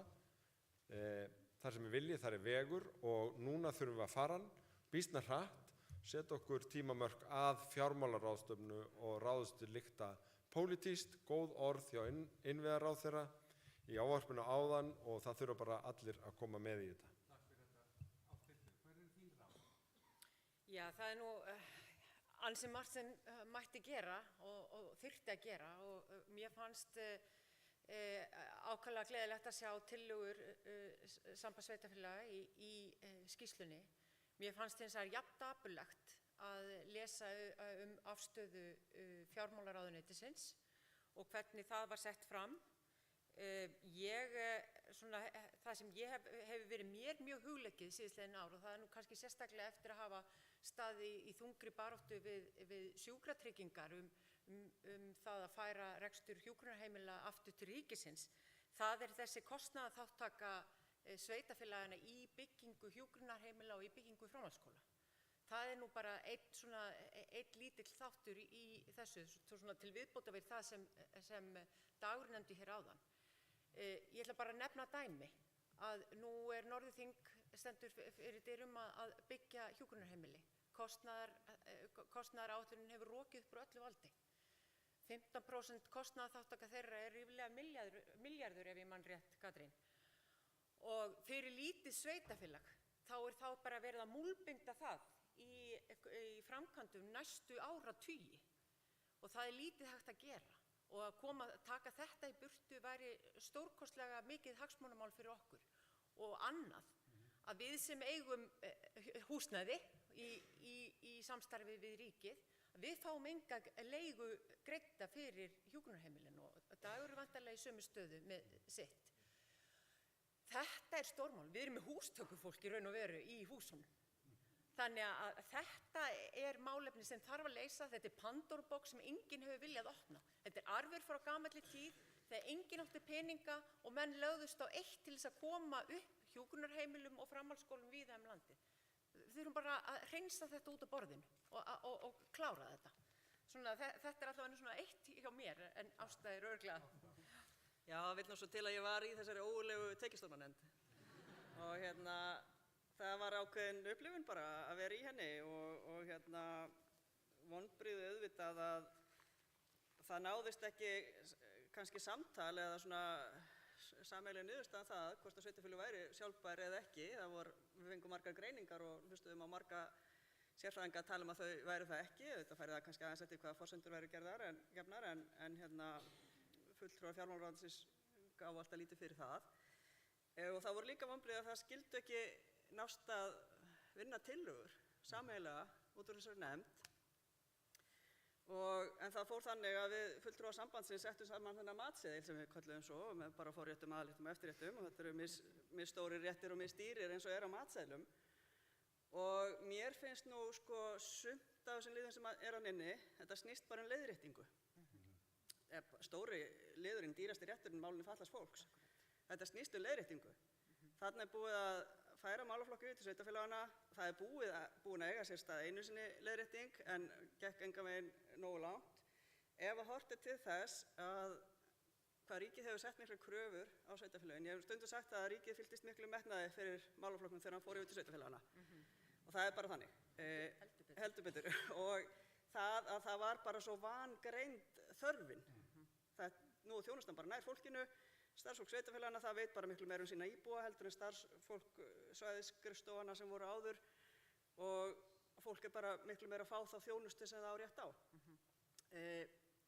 Það ítrekað talað óráðsíðu sem málaflokki. Auðvitað þurfum við að horfa í eigin barm nákvæmlega eins í þessu eins og öðru. Við þurfum alltaf að vera að skoða okkar rekstur. Það erfitt að segja nei í þessu málaflokki. Það erfitt að standa fyrir framan einhvern sem með fatlað barn sem þarf gríðarlega mikla þjónustu og segja, nei, heyrðu, ég held að þetta sé mál heilbrigðiskerfisins, þú ert á engu stað. En hann fær enga úrlausn í heilbrigðiskerfinu. Þannig að auðvitað fara sveitarfélögin að reyna að lesa málin með gríðarlegum kostnaði. En við þurfum líka auðvitað að skoða allan rekstur, bara eins og alltaf. Rekstur á okkar búsetuúrræðum og öllu. Það bara sama hvað við erum að tala í rekstur sveitarfélag. Við þurfum þetta alltaf að vera á tánum. Og við megum heldur ekki, við tölum að við viljum fá allt kostnaðarmetið sem ríkið ætlar að gera og það hefur svo sem verið kannski misbrestur á því en kannski að komast í betra horf. Við þurfum líka svolítið að kostnaðarmeta það sem við erum að ákveða. Við erum að gera kjarasamninga. Vitum við einhvern tímann hvað kosta. Við þurfum að fara að bæta okkur í því. Þannig að bara svona, já, það ýmislegt hægt að gera. Klárlega.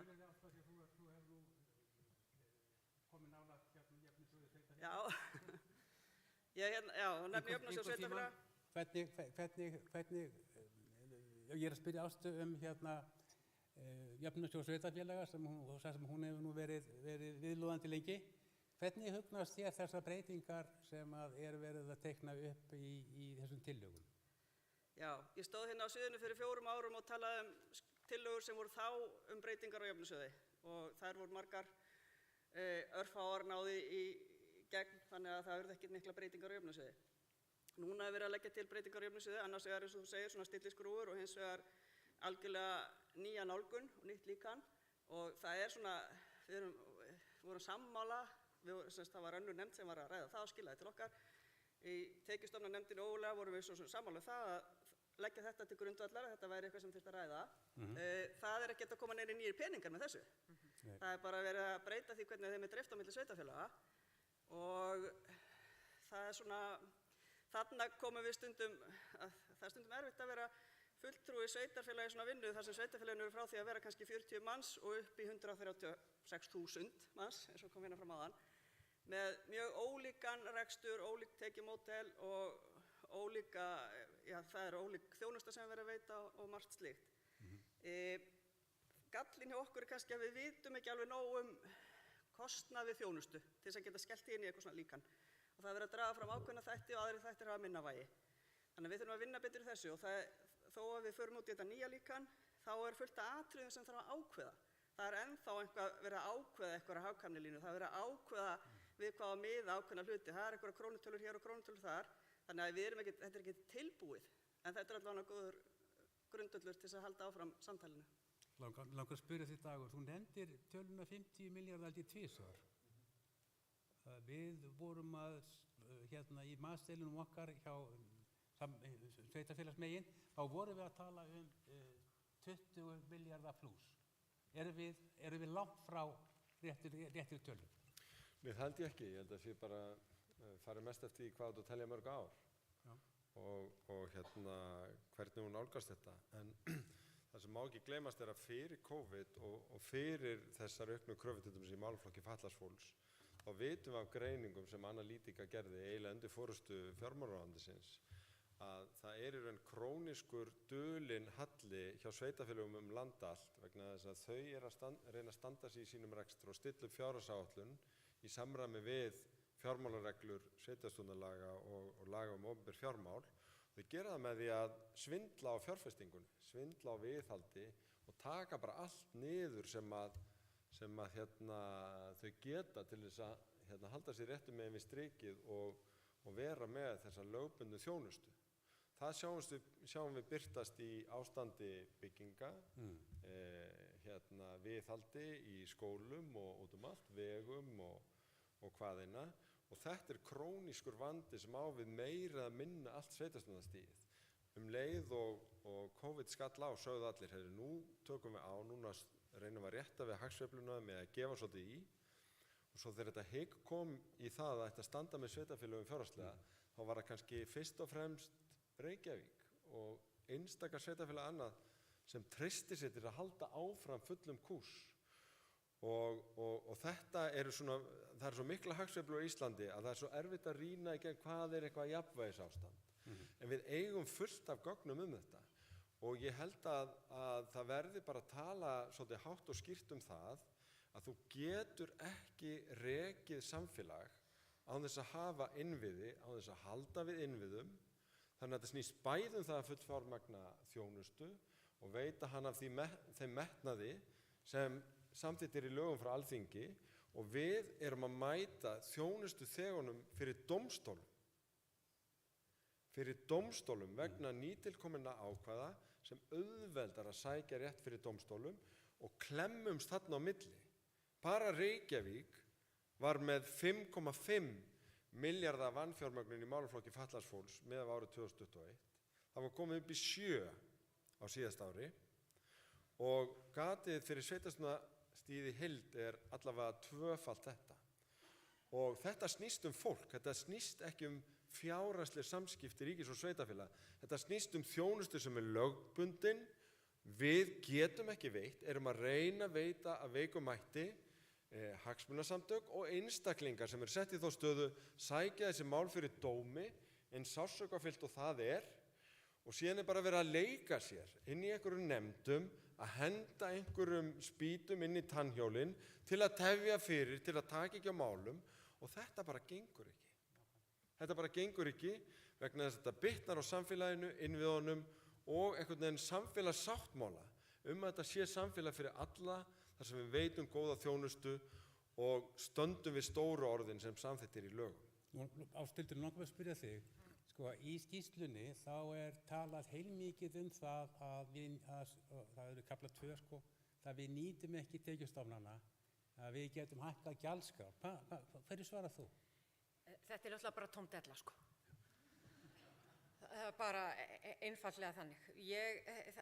Sjálfsagt eru einhver sveitarfélög sem eru ekki að nýta sér útsvarsprósentunar og ekki að nýta sér hámarkið í fasteignagjöldum og annað slíkt, en við skulum ekki gleyma því að við vorum beðin það að halda í okkur varðandi gjaldskrárhækkanir hér við kjarasamningagerð fyrir ekki svo löngu síðan. Þannig að við megum nú ekki gleyma því. Mér fannst mjög sérstakt að lesa þetta í skýrslunni líka að við værum ekki að nýta okkar tekjustofna. Og það er bara ósanngjarnt að segja það sveitarfélögin að við séum ekki að gera það.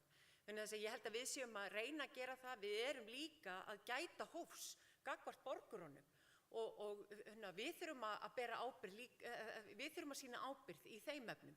Þannig að þetta er hreint og það er ósanngjarnt að hálfu fjármálaráðuneytisins að leggja þetta fram með þessum hætti eins og er gert þarna. Nú ætla fjármálaráðuneytið að hækka krónutölu skattana og annað slíkt 7,7% sem gefur ágætis pening fyrir ríkið.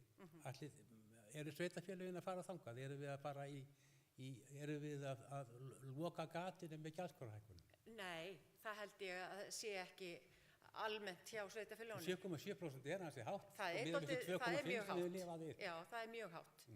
Og ég held að sveitarfélögin, einhver þurfa náttúrulega að gera það, en það er ekkert öll sem geta gert það. Við erum að reyna að sýna ábyrgð gagnvart íbúanum okkar. Og það er ansi erfitt að fara í hækkanir á gjaldskrám. Hvaða gjaldskrar er þetta? Jú, þetta eru leikskólagjöld, þetta eru skólamáltíðir, þetta eru, þú veist, það er svona það helsta hjá okkur sem við getum verið að hækka. Og í sund erum við alveg að fara þangað? Nei, ég held ekki. Þannig að sko, þetta er ekki lausnin að hækka gjaldskrár til þess að reyna að loka gatinu. Ég myndi gjarnan vilja komast í skatta eins og fjármagnstekjuskatta. Ég væri alveg til í það. Og ég er alveg viss það að Kristinn Jónasson í Snæfellsbæ væri líka alveg til í það að komast í fjármagnstekjuskattana. Það er náttúrulega óþolandi þegar maður horfir í samfélagið þar sem þeir sem eru með mest á milli handana eru ekki að leggja til samfélagsins af því að þeir fá í fjármagnstekjuskatta. Þetta er bara ósanngjarnt og það er alveg með ólíkindum að þetta sé ekki leiðrétt. Og fyrirgeðu, svo að því að það hefur verið nú nefnt og í skýrslunni sérstaklega að þetta sé sveiflukendur skattur. Það er rosaleg sveifla í öllum samfélögum. Það er rosaleg sveifla í útgerðarsamfélögum. Það er rosaleg sveifla í ferðaþjónustusamfélögum og það sáum við sannarlega í COVID. Þannig að þetta er ekki málefnaleg rök í mínum huga. Nú var ég að segja eins og reyndir þáttarstjórnendur, við gætum talað hérna saman í allt kvöld. Og meira að segja, dagskrárliðurinn fyrirspurnir og var ekki fyrirspurnir eitthvað? Sá góði dagskrárliður fellur niður á sinni. En nota bene, við hittumst aftur til þess að tala þetta, vonandi öll á fjármálaráðstefnu sveitarfélaga. Ég ætla aftur að auglýsa 13. og 14. október. Takk fyrir.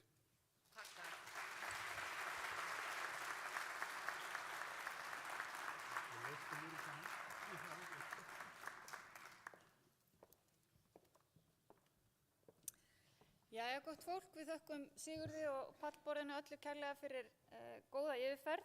Nú er komið að kaffihléi. Það var ástæðan fyrir því að við hleyptum ekki í gang fyrirspurnum úr sal. Við þurfum öll að fá okkur kaffi og eitthvað með því og eiga gott spjall. Það verður hins vegar síðar í dagskráni tækifæri til þess að taka umræður, þannig að örvantið eigi. Kaffihléi núna og við byrjum aftur 17:45 stundvíslega. Gjörðu svo vel.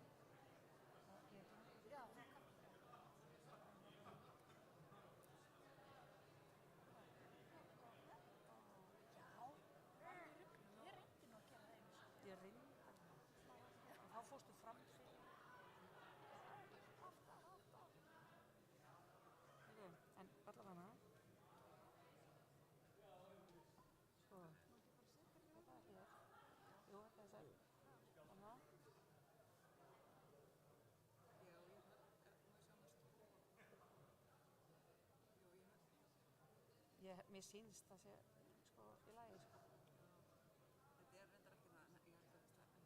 Mér fannst það bara líta vel út sko. Heyrðu, þá er þetta bara komið, þannig að það verður ekkert ves. Þið getið flett með þessum ef þið viljið. Þannig en munið að þetta er í útsendingu þannig að þið verðið að tala í mikrofónu, ekki gera svo sigur að rápa hérna fram fyrir mikrofón. Það er ekki sniðugt.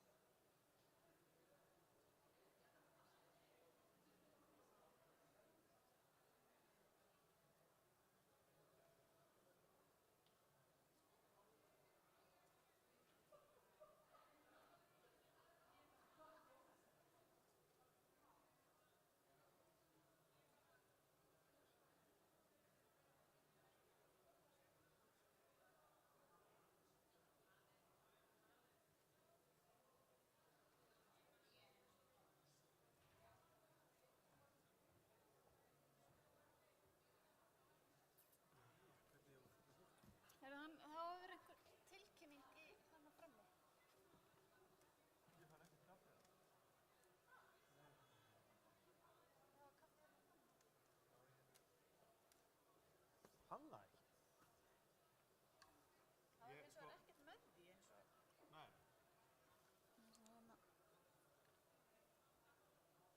eins og ég svona hálfpartinn lofaði. Það er allir að fara í mat eftir klukkutíma. Já, blessuðust. Ég held að séu flestir að fara síðan hérna. Já, hvað kom ég? Já, sniður að hafa þetta. Já. Ég fikk mér SMS frá þeim á það. Nú, aha. Ég hvort þér hafi verið eitthvað stressaðir yfir að myndi ekki mæta.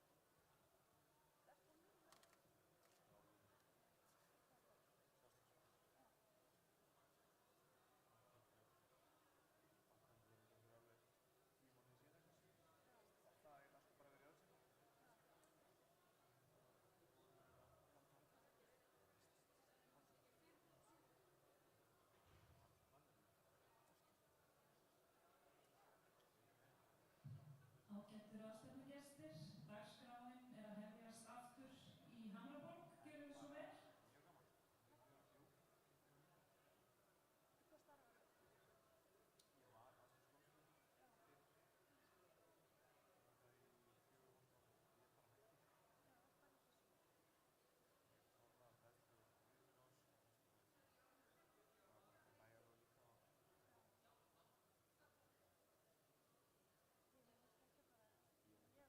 hérna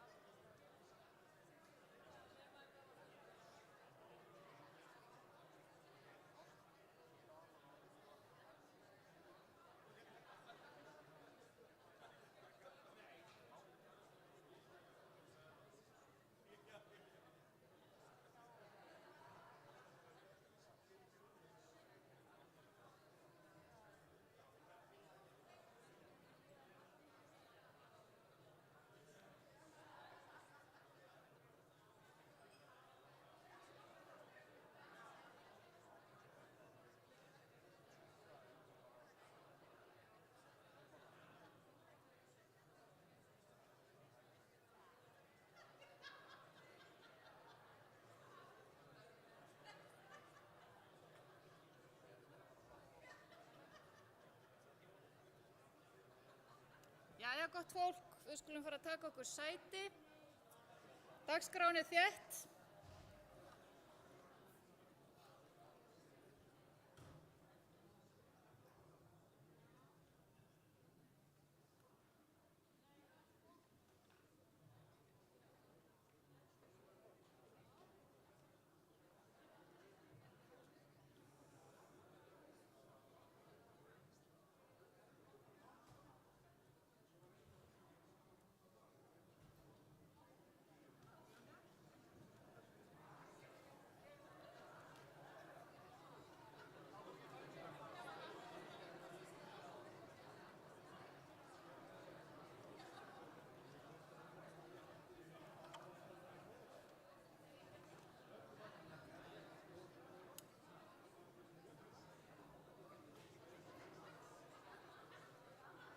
Jæja, gott fólk, velkomin aftur.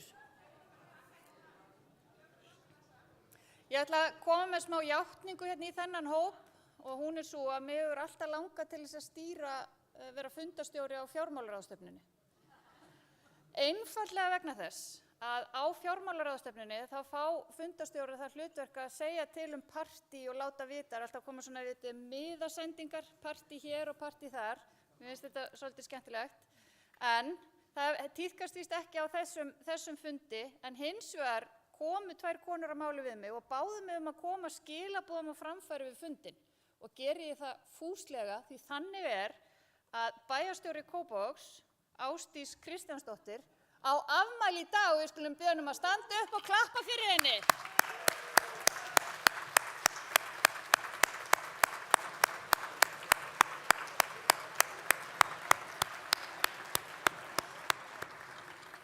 Ekki nóg með það, heldur sýnist mér þær flestar vera í bólum sem að segir til að bæjarstjórinn eigi afmæli í dag.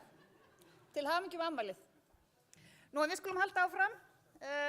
Næst hér í pontu eru þau Hermann Jónasson sem er forstjóri Húsnæðis- og Mannvirkjastofnunar og Anna Guðmunda Ingvarsdóttir sem er aðstoðarforstjóri sömu stofnunar. Og þau ætla að segja okkur samstarf ríkis og sveitarfélaga til að mæta áskorunum í húsnæðismálum, rammasamningur húsnæðismál og næstu skref. Gjörið þið svo vel.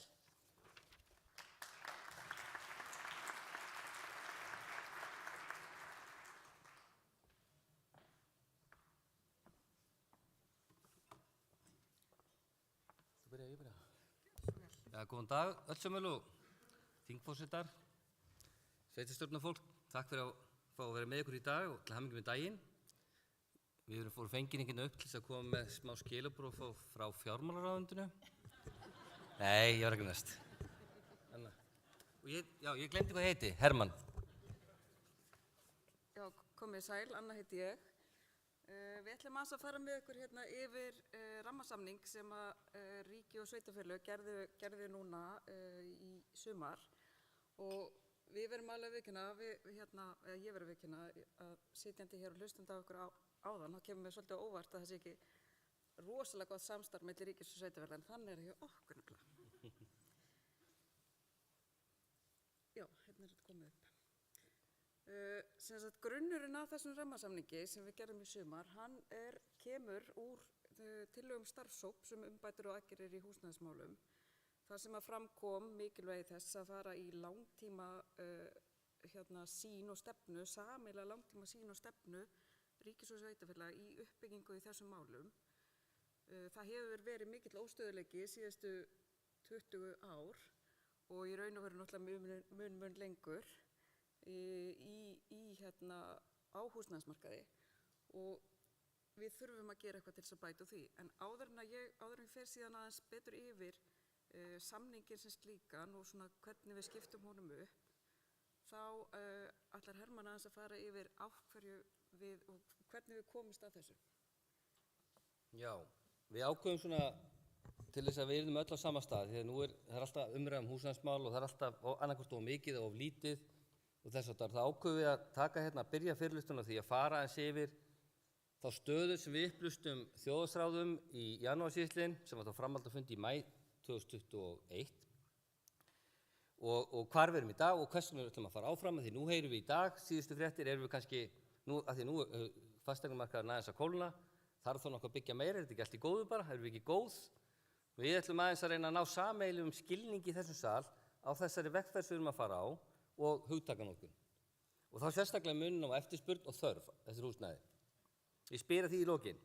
En byrjum bara stuttlega, það komum glæru upp. Þessa glæru fórum við yfir á þjóðhagsráði og ef þú horfið á árin 18, 19, 20, fram að COVID, þá virtist verið að værum að ná ákveðtis jafnvægi á húsnæðismarkaði. Það var farið í aðgerðir í kjölfar lífskjarasamninganna 2019, það var aukið framboð, það var aukið húsnæðisstuðning, það var samtal, leit ágætlega út. Framboð var svona að mæta, eðlilegur sölutími eigna og þess háttar. Það sem gerir síðan, þegar COVID skellir á sem við höfum ekki hugmyndum og kunnum ekki að takast á við, þá breyttist bara neyslan á Íslandi. Það var hegðunarbreyting sem var ófyrirséð, sem gerði að verkum fóru allar að kaupa sér fasteignir. Sem var til þess að allt í einu var svona meðallager 3000 íbúðir sem þarf að vera á skilvirkum fasteignamarkaði, bara hann þurrkaðist upp. Önnur mynd sem ég ætla að sýna ykkur, og ég er ekkert að beða ykkur um munina tölur, bara þessi svona breyting sem verður. Sama með húsnæðiskostnað sem hlutfall af öðrum kostnaði, hann er að fara á böndunum á sama tíma. Við erum að benda þjóðhagsráð á það. Á sama tíma erum við líka að benda á það að lóðir, það er ekki til nægilt framboð á lóðum í landinu til þess að byggja húsnæði á. Fyrstu tölur úr húsnæðisáætlunum sem vorum þá að kalla inn frá sveitarfélögum, það var óljóst þess magn þeirra lóða sem voru í boði, þannig að þetta allt svona talaði í ákveðna átt.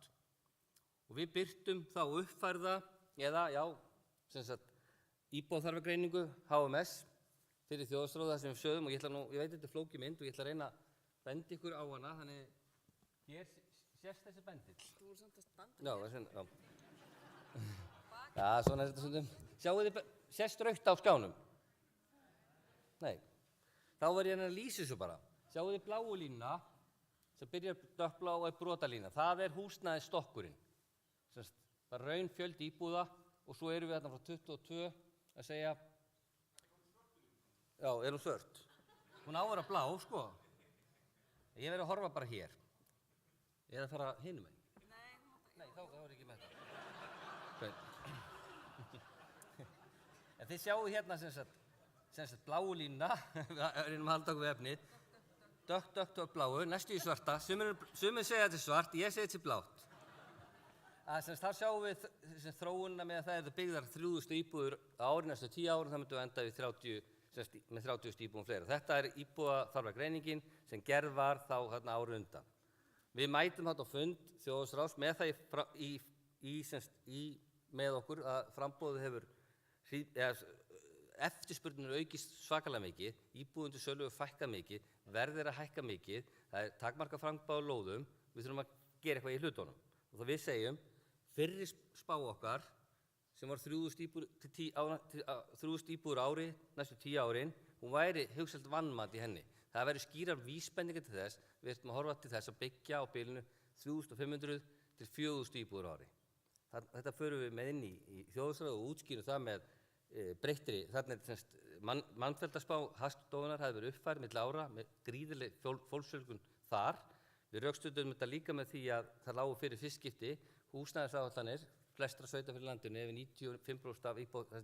95% íbúafjöldan býr og áætlanir þessar töluðu í sama átt. Þannig við sögðum það líklega ættum við að fara úr 3000 í 3500 og jafnvel lengra. En nota bene meta þetta árlega.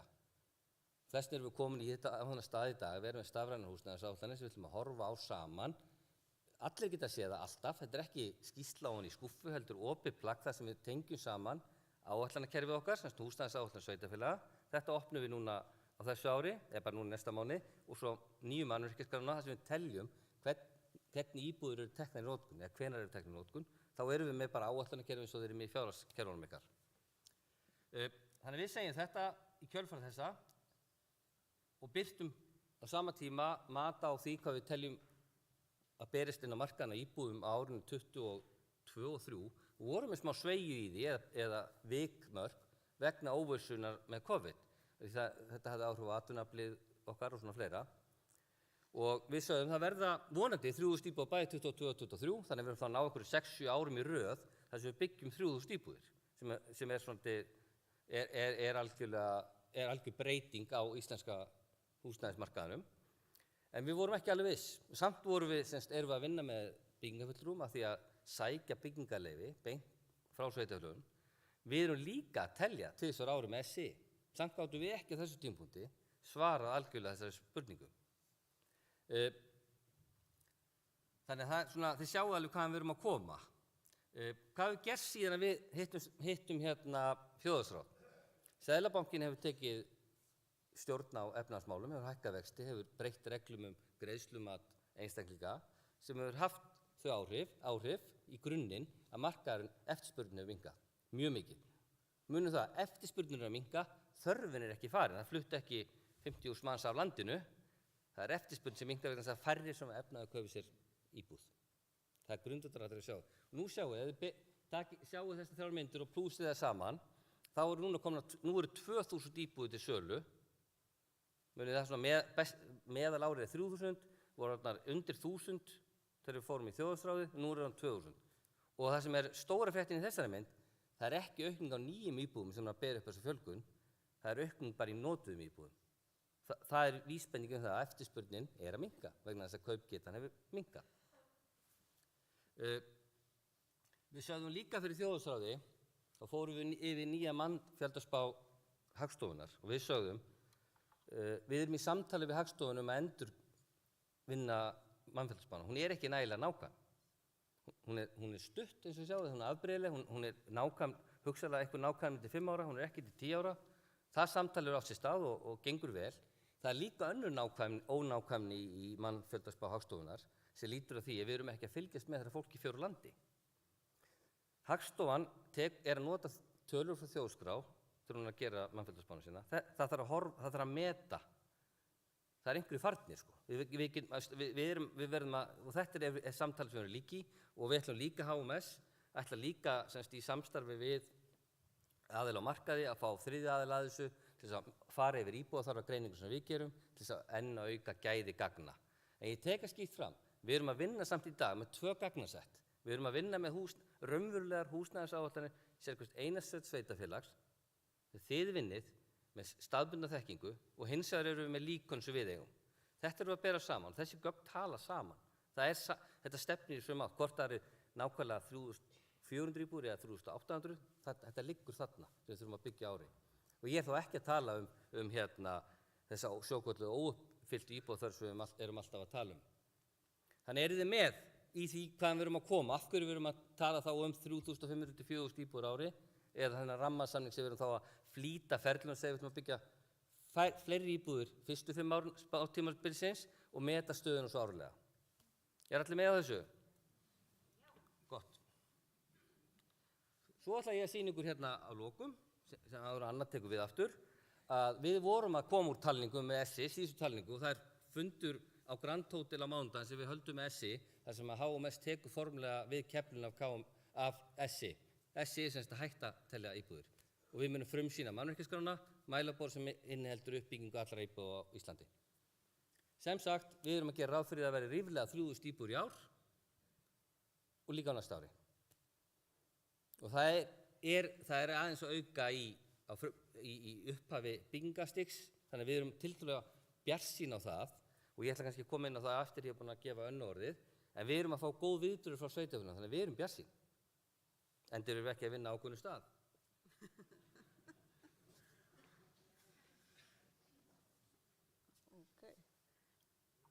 Já, eins og ég sagði, þá ætlum ég aðeins í raun og veru að fara betur svo yfir rammasamninginn og í raun og veru hvað fjallar hann. Eins og ég sagði, það var núna í maí sem að starfshópurinn skilaði tillögum og þar voru í raun og veru gerðar tillögur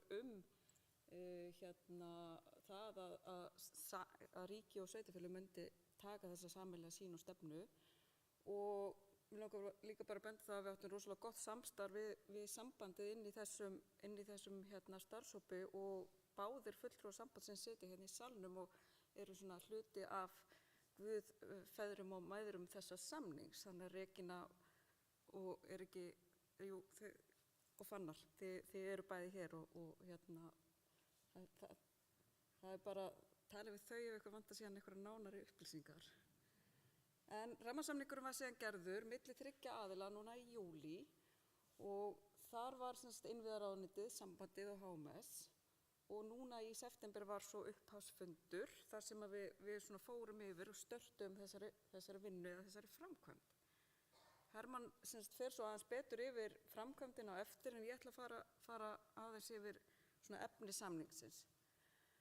Við skiptum þessu í 4 meginmarkmið og undir hverju og eina, ég ætla að sjá hvernig tíman er, já, ok, nú ætla ég bara að flýta mér rosalega, ég er rosalega lítinn tíma eftir. En þetta eru 4 markmið, uppbygging í samræmi við þörf, sem er svolítið það sem við vorum að tala um áðan, framboð íbúða á viðráðanlegu verði, húsnæðisáætlanir sem halda utanum og þá fylgja eftir þessum samningsmarkmiðum og svo einn ferill húsnæðisuppbyggingar. Ég ætla bara rétt að snöggvast að fara eldsnögt yfir hvert og eitt og alls ekki yfir allt, því að við gerðum svona aðgerðaráætlun undir hverju einu markmiði. Meðal annars varðandi uppbyggingu í samræmi við þörf, þá er hugsunin svo að endurskoða einmitt aðferðafræði íbúðaþarfagreiningarinnar, gera þessa stöðugreiningu núna sem við erum að gera með ykkur, fara í kostnaðar- og ábatagreiningu og móta tillögur sem við skilum síðan ráðherra núna vonandi í október, gera samning við einstök sveitarfélög og svo undir þessu þá kemur líka Karlsberg ákvæði, frumvarp þar Varðandi framboð íbúða viðráðanlegu verði, þá er bæði fjallað um það í niðurstöðum starfshópsins og í rammasamningnum að við horfum til þess að hlutfall nýrra íbúða, að 30% nýrra íbúða verði íbúðar á viðráðanlegu verði og 5% verði félagslegar íbúðir. Þarna erum við svolítið líka að innleiða svolítið nýja hugtakanotkun í húsnæðismálum og það er kannski best að útskýra þetta á ensku þar sem að félagslegar íbúðir eru social housing og íbúðir á viðráðanlegu verði eru affordable housing. Fólk skilur þetta betur þannig, en við erum svo til tals um það hvernig þetta skýrist.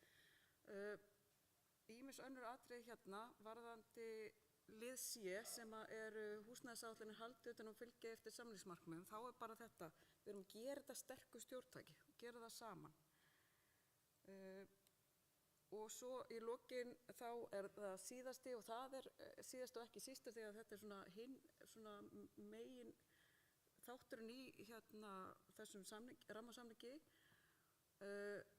Þið kannski áttu ykkur ekki alveg á því út frá þessu heiti, einn ferill með húsnæðisuppbyggingu, en við ákveðum að hafa þetta svona vegna þess að við viljum horfa á ferilinn frá því að tekin ákvörðun með að byggja þangað til að raun og íbúð tekin í notkun og jafnvel lengra sem einn ferill. Og hvernig við getum saminast, ríki og sveitarfélög, byggingaraðilar, lánveitendur og fleiri, en núna til að byrja með ríki og sveitarfélög, að besta þessa ferla.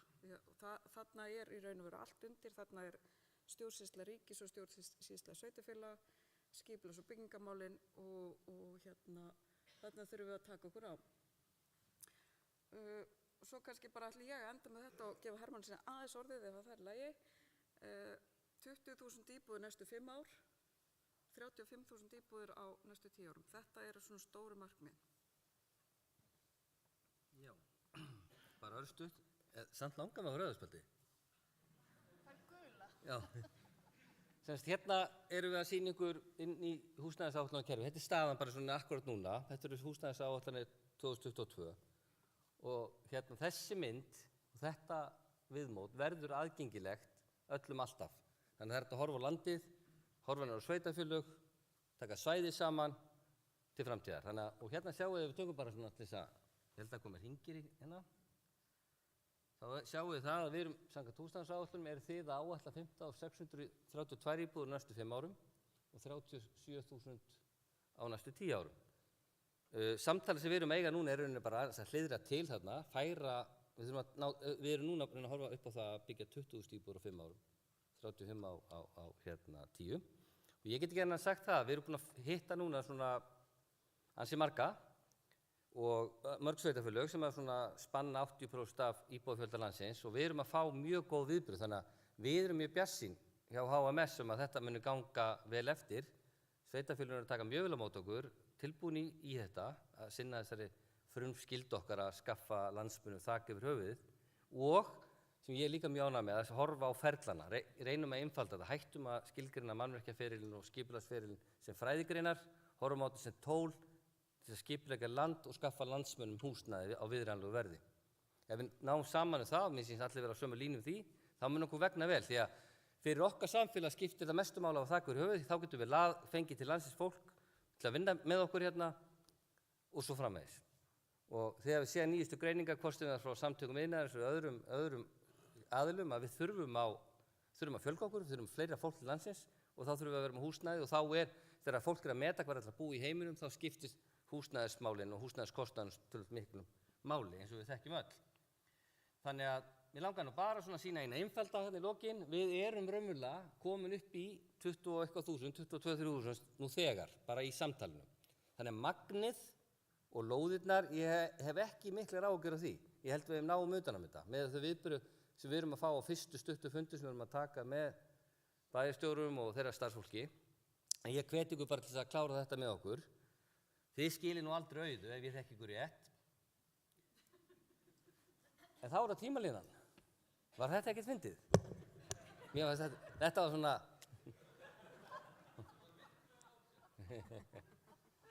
Þá er það tímalínan, hún er nú einföld. Við erum í samtölu núna, við munum skila kostnaðarmat af okkur í október, vonandi bara eins og bara leita fjármálaráðstefnun þá erum við raunverulega að segja við ríkið, þessi pakki kostar þetta. Við erum, samtalið með húsnæðisáætlunarkerfinu eru þú opnað núna mánaðamótin på nýtt með nýjum skilgreiningum í samræmi við þessi nýju markmið. Svo erum við ansið bjartsýn á því að ná bara samningum í desember og janúar. Það voru náttúrulega allir mjög glaðir í desember, það er náttúrulega að reyna að gera sem mest í desember og svo verður húsnæðisþing í janúar þar sem við vonandi blásum í lúðrana og leggjum að staði þessi vegferð.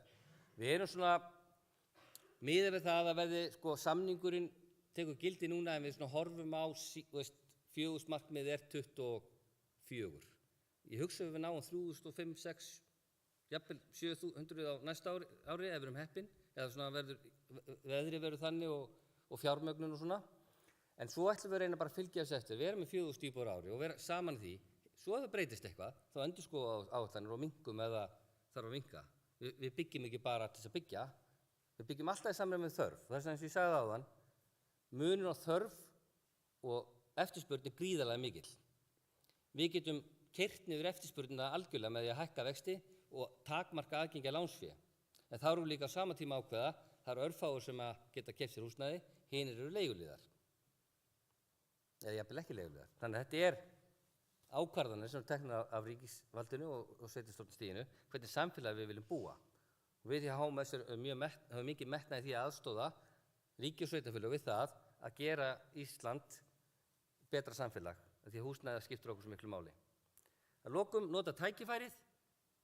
Kynningin er búin, það er bara ein mynd í lokin og ég ætla að biðja ykkur, þegar þið eruð búin að skoða þessa mynd, að senda öll SMS á byggingafulltrúana ykkar og segja að skrá í mannvirkjaskrána fyrir okkur. Hérna sjáum við mannvirkjaskrána sem verður opnuð núna eftir nokkra daga. Þetta var raun, sami voru að tala um áðan. Ef við sjáum tölun uppi, 4.729, samkvæmt mannvirkjaskrána núna eru 4.729 íbúðir í byggingu á landinu öllu. Við vitum að það er á milli 7.000-8.000. Við erum komið tölunar í svona önnur skjöl, en sendið þetta SMS fyrir mig, eins í biðum, býðið ykkur á barinu eftir, þá náum við þessu saman. Og svo er það bara að loka glæran, sem vitið hvernig hún er? Hún er svona. Takk fyrir okkur, Anna.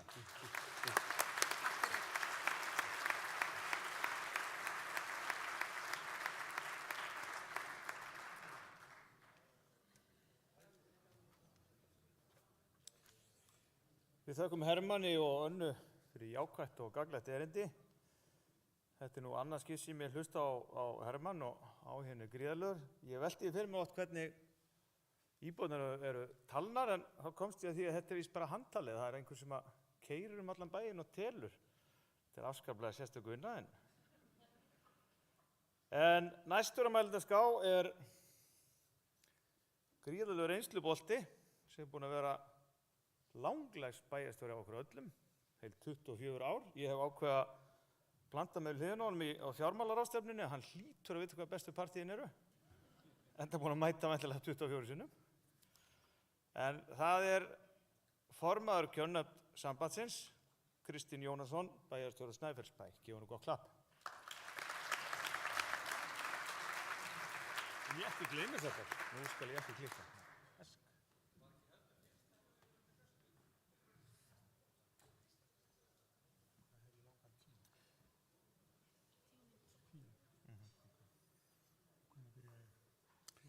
Þú byrjaði alltaf að gera svona? Nei, ég veit þetta bara hér. Það er ekki hægt að færa þetta þá? Jú. Erum við ekki góð? Það er reyndar ekki hægt. Viltu þú prófa þetta? Ég veit það ekki. Já, kannski ekki reyna það. Þú ert reynslubolti. Setjum bara svona bara eitthvað. Svona? Já. En hérna sé ég ekki á skjáin sjálfur. Þú ert að horfa tilbaka. Já, sinni fjastring hérna. Það völd. Já. Ertu góður? Já, íti ég bara page down eða eitthvað. Já. Það verður náðan. Já, ok. Þingforsetar ágætu fundarmenn, það var nú búin að lofa mér því fátt í salnum þegar ég myndi tala. Það er eins og annað, það er ekki alltaf stendst ekki alltaf sem hann er sagt. En eins og þið viti þá er þetta vinsælasta starfið að vera í kjörnefnd sambandsins. Og þess vegna er ég náttúrulega alltaf skipaður í það, því að það gerir öllum svo vænt mig. Þannig, og þeim sem með mér starfa. Þetta er afskaplega gefandi og skemmtilegt starf að vera í kjörnefndinni. Og þið hlægið að því. Það er það. Og vegna þess að það er svo gaman þegar maður er að hringja allt land og tala við fullt af fólki, að það er svo skemmtilegt spjall sem maður á allt annað en kannski kjörnefndastörfin. En mér finnst þetta ofsalega gaman, en það er kannski að ég er svo skrítinn. Vitið þið sögðu hvað, svona já. Svo ég fær kannski aðeins yfir þetta með ykkur, þá er það þannig að það er sem sagt kosin kjörnefnd á þinginu hérna, en síðan heldlast alltaf ykkur úr lestinni og það er sem sagt stjórn sambandsins sem fyllir upp í skörðin.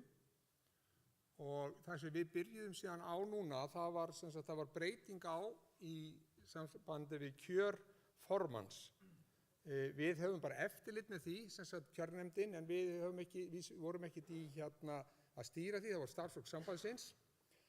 Gerði það afskaplega vel, við bara kynntum okkur hvernig tölvukerfi væri verið að nota, hvernig þetta virkaði allt saman, fengum kynning á því og síðan þurftum við að taka stóra ákvörðun í kjörnefndinni vegna þess að reglurnar eru þannig að það er ekki gert ráð fyrir það getur orðið jafnt milli frambjóðenda.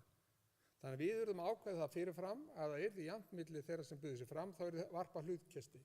Og þetta er eitt af því sem næsta landsþing þarf að breyta, það er að laga regluverki í kringum kjör formanns og við munum gera skýrslu það til nýrra stjórnar ákveðna lagabreytingu og hvað það varðar.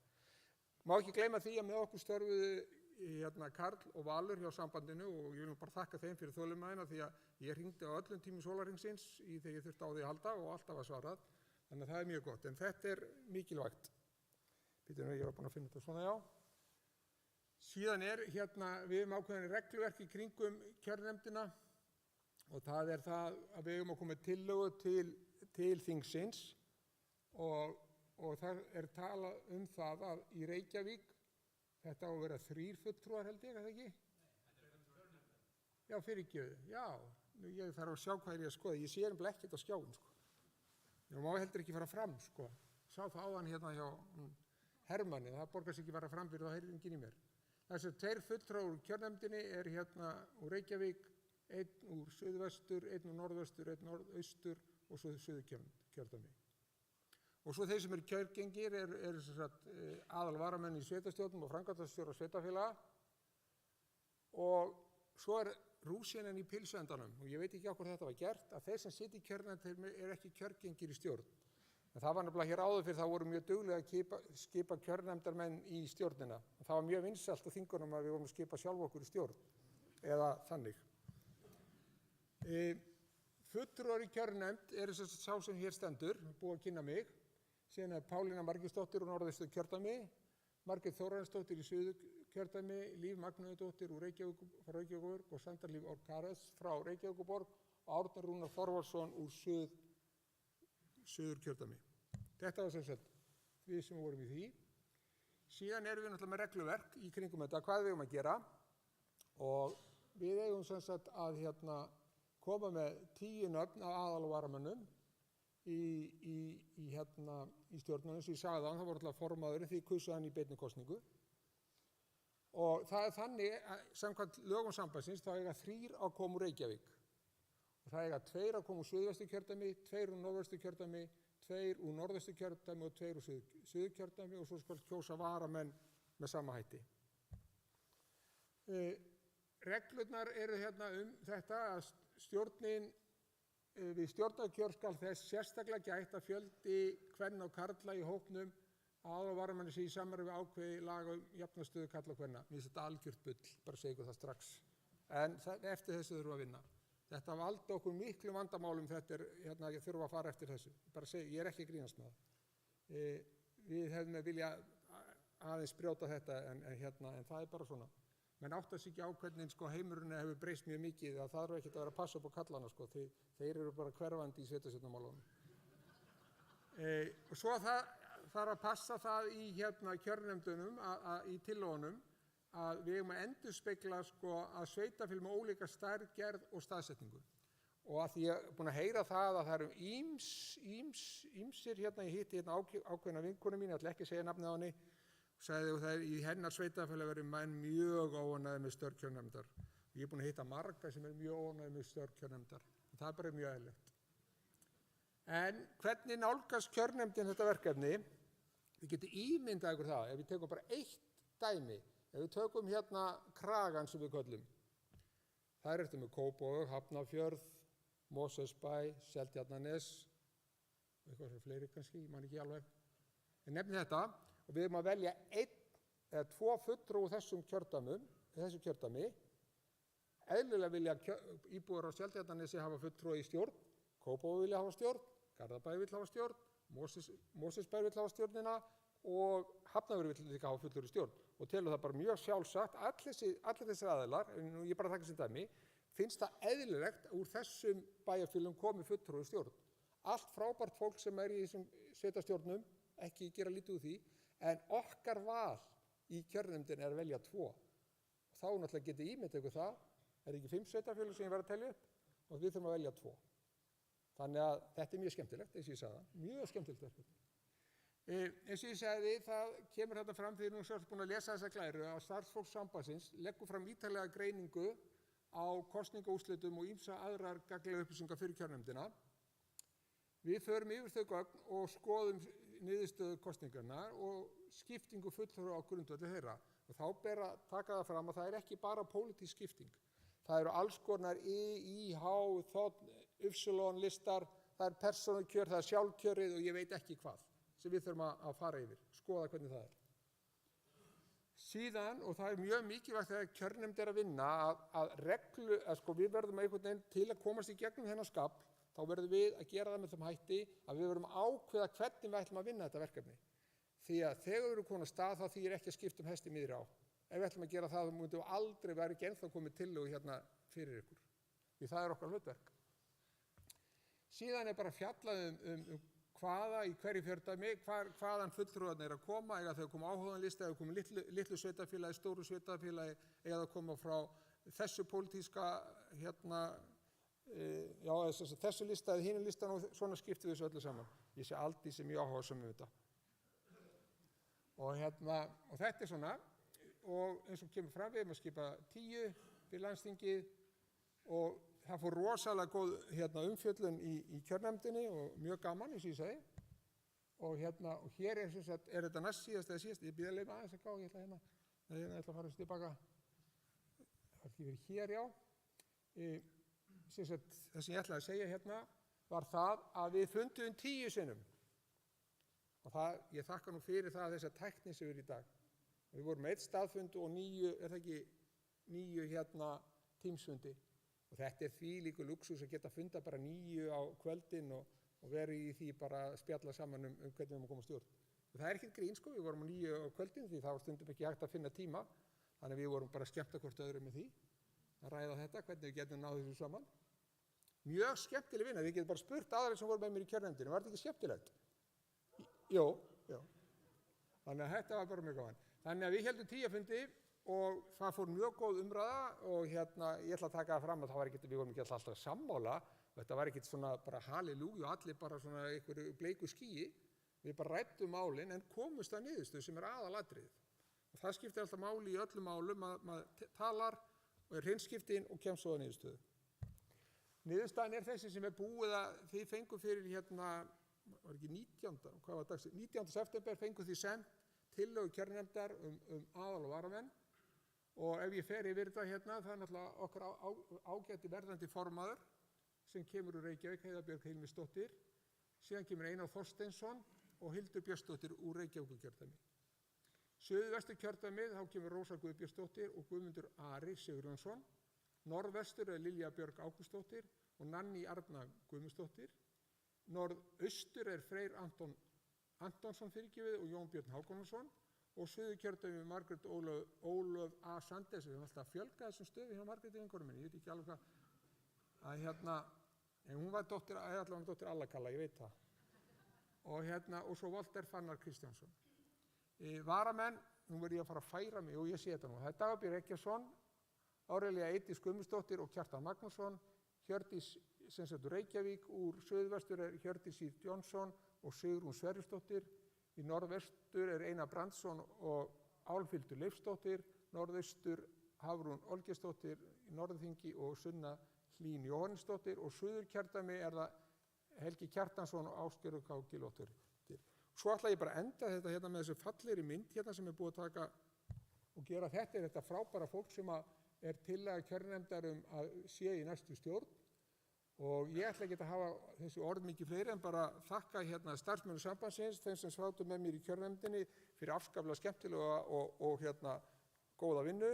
Ég verð hugsanlega hjá KPMG í kvöld, þannig að ef ykkur vill tala við mig þá ég alveg tilbúin að ræða það en ég var beðinn að taka það fram að ég tek við skömmum fyrir hönd kjörnefndar. Látið hinn í friði. Takk fyrir.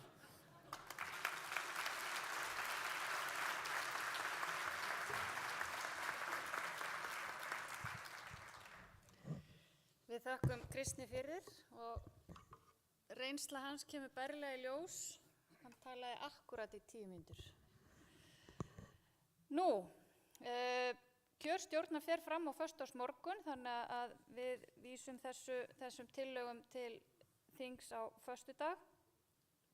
Nú komið að liðnum sem allir hafa beðið eftir, mál sem þingfulltrúar leggja fram eða með öðrum orðum að orðið laust.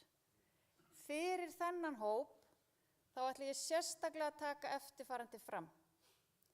Notum eins fá orð og við getum. Við erum stuttorð. Ég ætla að biðja fólk líka að kynna sig þegar það kemur í pontu, umræðurnar fara fram úr pontu og biðja fólk að gefa merki þeir sem vilja taka til máls. Þannig að orðið laust.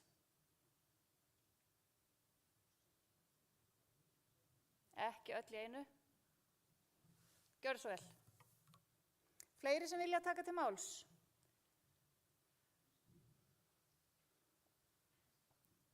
Þið gefið þá bara merki á meðan að fyrsti ræðumaður í pontu. Gjörðu svo vel.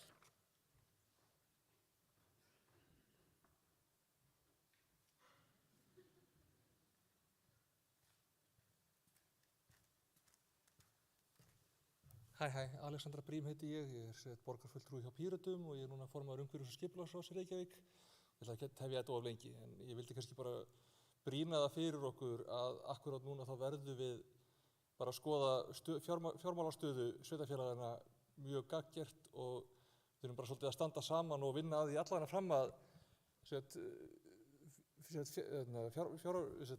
fjármálaþinginu að brýna okkur gagnvart ríkinu og sækja tekjustofna og réttlátari skiptingu fyrir gagnvart okkar verkefnum. Ég vil líka fara aðeins yfir það ef við viljum efla húsnæðisuppbygginguna og þá þurfum við líka bara fyrsta lagi að sameinast það hvað við skipuleggjum mikið en við þurfum líka að passa það hvað við erum að skipuleggja mikið annað því að við erum bara með einn byggingariðnað og ef við erum að skipuleggja mjög mikið af íþróttahúsum eða menningarhúsum eða öðrum hlutum þá gengur það á sama byggingarkraft Og við eitt sem við stjórnum ekki, ég hefði kannski viljað koma að spurningu á hann ef það hefði verið mögulegt, það er fjármögnun á uppbyggingu. Við getum skipulagt þess mikið af lóðum og við viljum og það gerir ekkert vola mikið ef að það er ekki fjármagn ef að uppbyggingar hafa ekki aðgang að fjármagni. Og þetta er bara stórt vandamál. En þá skiptir það líka máli hvað er mikið af annar uppbyggingu í gangi á sama tíma. Og við þurfum bara að skoða það ef við ætlum að byggja 35.000 íbúðir á næstu 10 árunum, sem ég er sammála. Ég held að Reykjavíkurborg sé bara 100% á bak við þetta markmið. Þá verðum við líka bara að skoða það hvað búum við til mikla þenslu ef við tegjum þá ekki aðeins lopan í einhverjum öðrum verkefnum á meðan. Því að, eins og ég segi, byggingariðnaðurinn er bara einn og hann hefur bara ákveðið mikið kapasitet í einu.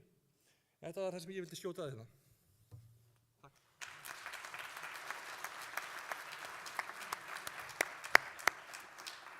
Við þökkum Alexöndru fyrir að ríða á vaðið.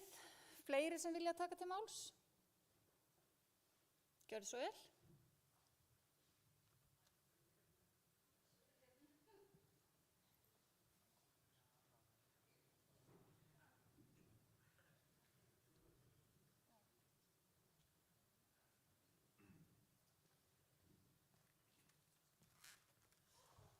Komið í sæl, Guðmundur Árni heiti ég Stefánsson og er bæjarfulltrúi í Hafnarfirði, örstutt. Það fagnaðarefni að vera komin hérna aftur. Síðasta þing sem ég sótti var 1990, það eru víst 32 ár síðan. Sumt er býsna kunnulegt hér, eilíf barátta við ríkisvaldið tekjuskiptingu og tekjustofna.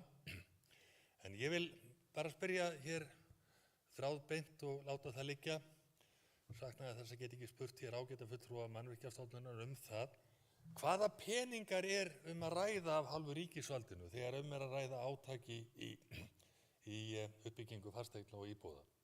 Það er auðvitað lykil spurning og við þekkjum það allt og vel að ýmiss konar áform eru uppi en það vantar kjarna málsins og það auðvitað endurspeglast í þessari ágætu tekjustofnanefnd sem að því miður skilað engu. Og þess vegna snýst þetta í endan það, öll áform eru ágætt, allt skipulag er ágætt, öll tölfræði fín, það þekkjum við býsna vel, við þekkjum stöðuna á eigin skinni, tölurnar tala sínu máli, en hvar ætlar ríkið að koma þessu átaki í íbúðamálum? Svo legg ég til að við styttum þetta, það er komin tíma á það að fá sér einn.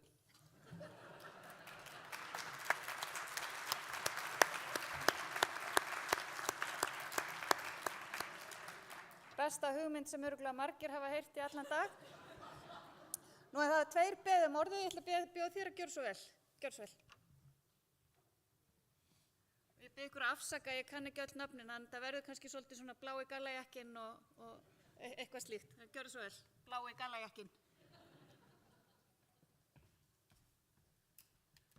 Takk fyrir.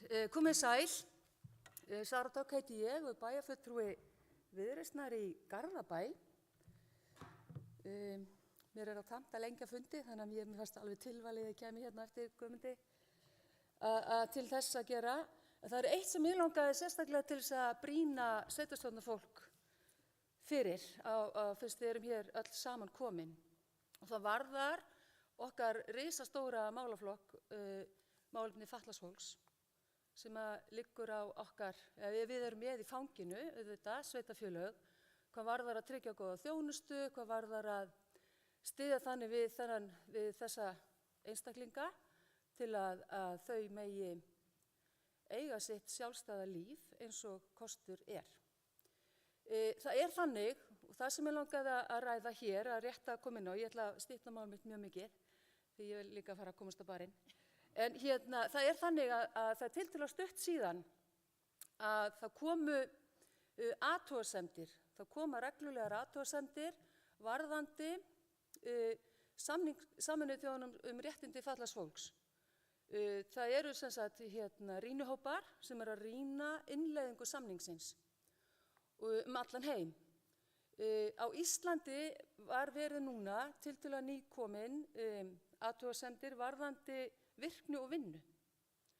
Og þetta er gríðarlega stór þáttur í þjónustu okkar sveitarfélaga sem varðar virkni fatlaðs fólks og er gríðarlega kostnaðarsamur liður.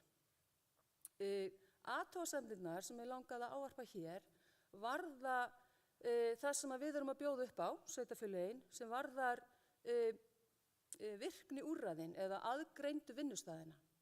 Og það er ákall eftir því núna að það sé svo sannarlega ekki í takt við það sem við segjast vera að vinna eftir, sem er réttindi fólks til sjálfstæðs lífs, réttindi til þátttöku og sannarlega réttindi til atvinnu. Og það er mikið ákall og mér langar að hvetja okkur öll til þess að rýna þetta í okkar heimabyggð. Hvað erum við að bjóða upp á? Hvernig samræmist það því sem lög kveða á eða stöðu fatlaðs fólks í dag? Því að úrræðin sem við erum að bjóða upp á í dag eru barnsins tíma. Þau eru vissulega að gera mikið gagn og sinna þörfum margra, en það er komið tími til að breyta, eins og félagi minn Þóri Listabóki hefur svo margsinni sagt. Það er þannig að, og bara örstutt til að bera þetta saman, ungt fatlað fólk í dag og til framtíðar er með allt aðra lífsreynslu að baki heldur ungt fatlað fólk fyrir bara 15-20 árum síðan. Þannig að með því að við séum að bjóða upp á virkniúrræðin okkar, aðgreindu vinnustæðina, þá erum við í dag að taka ungt fatlað fólk úr umferð. Harð orð af mér, já, en það er það sem við erum að gera. Við erum að bjóða upp á aðgreiningu, við erum að bjóða upp á útilokun, við erum að taka þau úr samfélaginu sem þau eru búin að vera fulltrúar í, virk í frá fæðingu, farið leikskóla, grunnskóla, framhaldsskóla og síðan á að taka við aðgreint virkniúrræði með mjög takmörkuðum verkefnum eða fjölbreytileika starfa innan gæsalappa sem að virkniúrræði bjóða upp á. Og það er komið tími til að sveitarfélög taki til sinna ráða með þátttöku atvinnulífsins og fara að tryggja störf, hlutastörf, eins og ríkisvaldið er búið að boða, taki þátt í því verkefni og bjóði upp á störf fyrir þennan hóp. Þau eru auðvitað mjög misjöfn, eins og þau eru mörg, og sum hver hafa ekki erindi inn á vinnumarkaðinn, en þau eru mörg sem gera það og fá ekki tækifæri.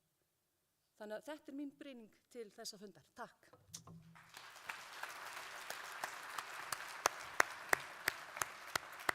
Þakka þér fyrir þessa mikilvægu hvatningu. Það eru 3 á mælendaskrá. Ég ætla að bjóða Hermanni, forstjóra HMS, að vera hérna næstur. Svo er það þú, þessi ágæta kona hérna í tröppunum, og svo bleikur jakki á efri sölum. Þú kannski kemur þér hérna niður, þannig að verði ekki ómikil bið. Þannig Hermann, gjör svo vel.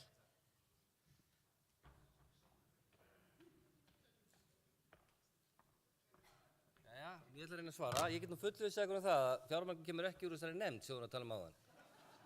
En þannig er máli vexti að innviðaráðherra sem ávarpaði þingi hér áðan hefur talað skýrt í þeim efnum. Við erum áætlað 1400 íbúðir af þessum 4000 ári, eða 12.000 þá á þessu 10 árum, verði fjármagnaðar meðal annars með húsnæðisstuðningi hins opinbera, og þá erum við að tala um stofnframlög vegna almenna íbúðakerfisins, hlutdeildarlán vegna fyrstu kaupenda og tekjulágra, og svo rekur HMS húsnæðissjóð sem er lánastofnun ríkisins til fjármagna þar sem húsnæði fyrir tekjulári allt land og sérstaklega fyrir uppbyggingar húsnæðis á svæðum þar sem ríkir markaðsbrestur.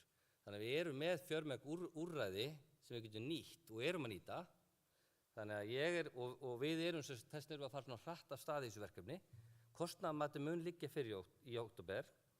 Við vitum sirka nú þegar, við sjálf, hvað þetta liggur sirka, og við erum bara mjög bjartsýn á það að það muni skila sér. Og svo númer 2, tekum undir með Alessandru, það er að forgangsraðin á sveitarfélögunum, þak yfir höfuðið frekar en eitthvað annað til að byrja með. Takk. Takk fyrir það, og þið munið það sem að Hermann sagði áðan, HMS býður á barnum á eftir, var það ekki þannig? Gjör svo vel.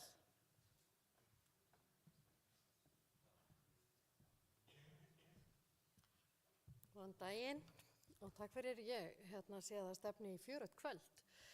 Ég heiti Lovísa, ég er bæjarfulltrúi Viðreisnar í Mosfellsbæ og ég ætla að koma hérna upp undir með skemmtilega lið kjörnefnd sem aðeins var komið hérna inn á áðan. Mér langar að fjalla þetta val út frá gagnsæi og lýðræði. Árið 2022 erum við að velja okkar eigin stjórn, lýðræðislega kjörnir fulltrúar, með mjög ógagnsæjum hætti og ég held að við hljótum að geta gert betur. Og ég var mjög ánægð með að heyra vitnað í Mosfellinginn Þórir Listabúka. Við getum gert betur og ég ætla að ítreka það að við hljótum að geta fundið sanngjarna leið þar sem við tryggjum það að þeir sem að vilji starfa í kjörnefnd gefist jafn kostur á því að taka þátt, hvort sem þeir eru úr gömlum flokkum eða nýjum flokkum, gamlir í pólitík eða nýjir í pólitík. Við vorum með mannesku nýja í pólitík en úr gömlum flokki og það kom aldrei til greina að mér skilst. Af hverju veit ég ekki, vegna þess að vinnuferlið er svo ógagnsætt. Og mér finnst það afskaplega undarlegt hjá lýðræðislega kjörnum einstaklingum að við höfum þessi vinnubrögð, svo ég endurtaki það. Það er hægt að finna leiðir og ég vil hvetja þingið til þess að fara í þessa vegferð. Við verðum að gera breytinga á þessu. Takk fyrir. Við þökkum Lovísa fyrir þessa brýningu til kjörnefndar og þingsins alls. Það hafa til viðbútar við bleikajakkann, 2 aðrir beðið orðið, herramaður í köflóttri skyrtu og herramaður í gráum jakka og títtnefndur Kristinn úr kjörnefndinni. Ég ætla bara að biðja ykkur herramennum að stilla ykkur hérna upp hjá honum val þannig að við sjáum hverjir eru næstir og eins ef það eru fleiri sem vilja taka til máls að þá er annarkvort hægt að gefa merki eða skella sér bara í röðina þangað til við lokum mælendaskrá. Þannig að gjörðu svo vel.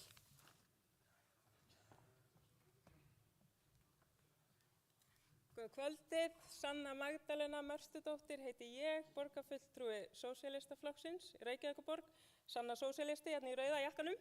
Það sem ég vildi nefna að mikið tala hér tekjustofna og það er stór hópur í samfélaginu sem að greiðir ekki útsvar í takt við tekjurnar, það eru fjármagnstekjurnar og núna hefur ríkið talað að sækja tekjur til fjármagnseigenda sem að eru þá eingöngu með fjármagnstekjur og mér finnst mikilvægt að komi fram hér í þessari umræðu að við séum ekki bara að skoða þau sem eru með einungis fjármagnstekjur, heldur ríkasta fólki í samfélaginu sem að er með einhverja launatekjur en að sem einmitt fjármagnseigendur sem eru bara ekki að greiða þetta útsvar til sveitarfélagana þar sem þau búa og þá til samfélagsins að því við þurfum öll að greiða fyrir þessa uppbyggingu. Þannig að það er það sem ég vildi segja hér. Takk.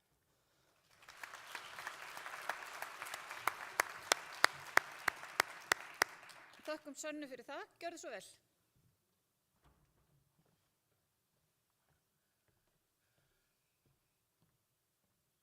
Fundarstjórar, annað fundafólk, Helgi Hlynur heiti ég, fulltrúi VG í Múlaþingi.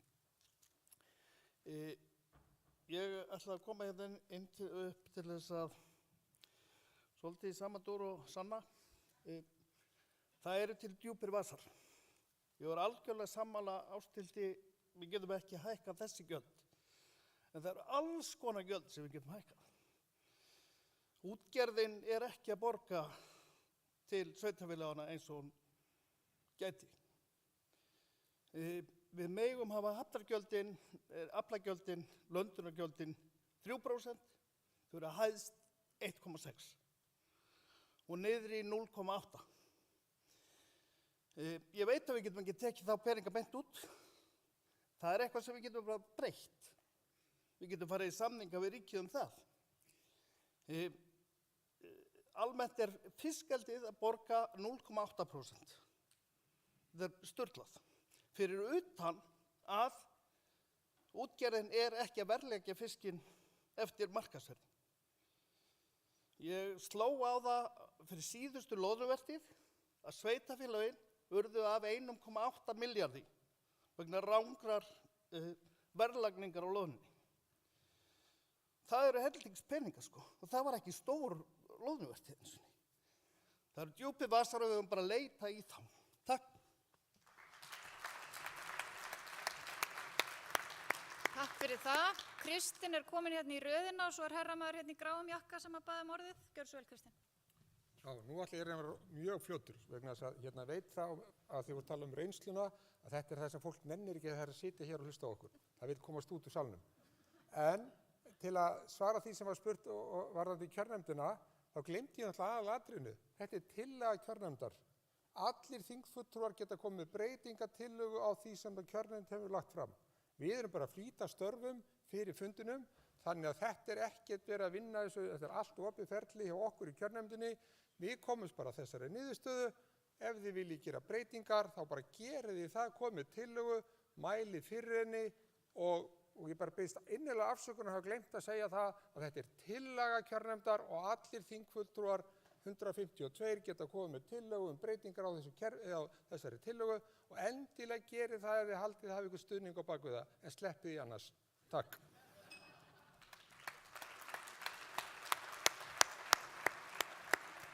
Gjörðu svo vel.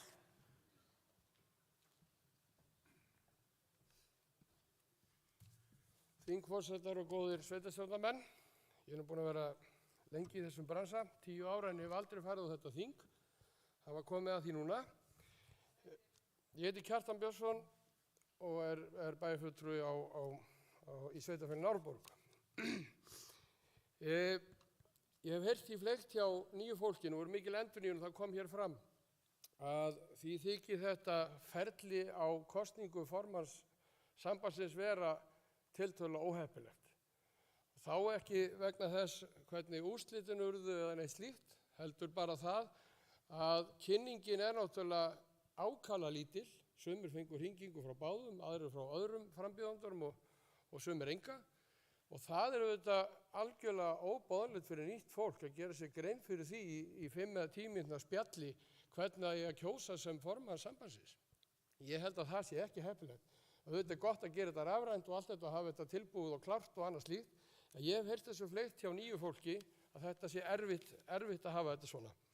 Nú ég er líka ánægður með Húsnæðis- og mannvirkjastofnun að fara í það að gera þetta almennilega, að taka saman þannig við séum ekki að hlaupa hér alla bæi að telja einhverja krana og annað og fá svona faglega stöð í þessu.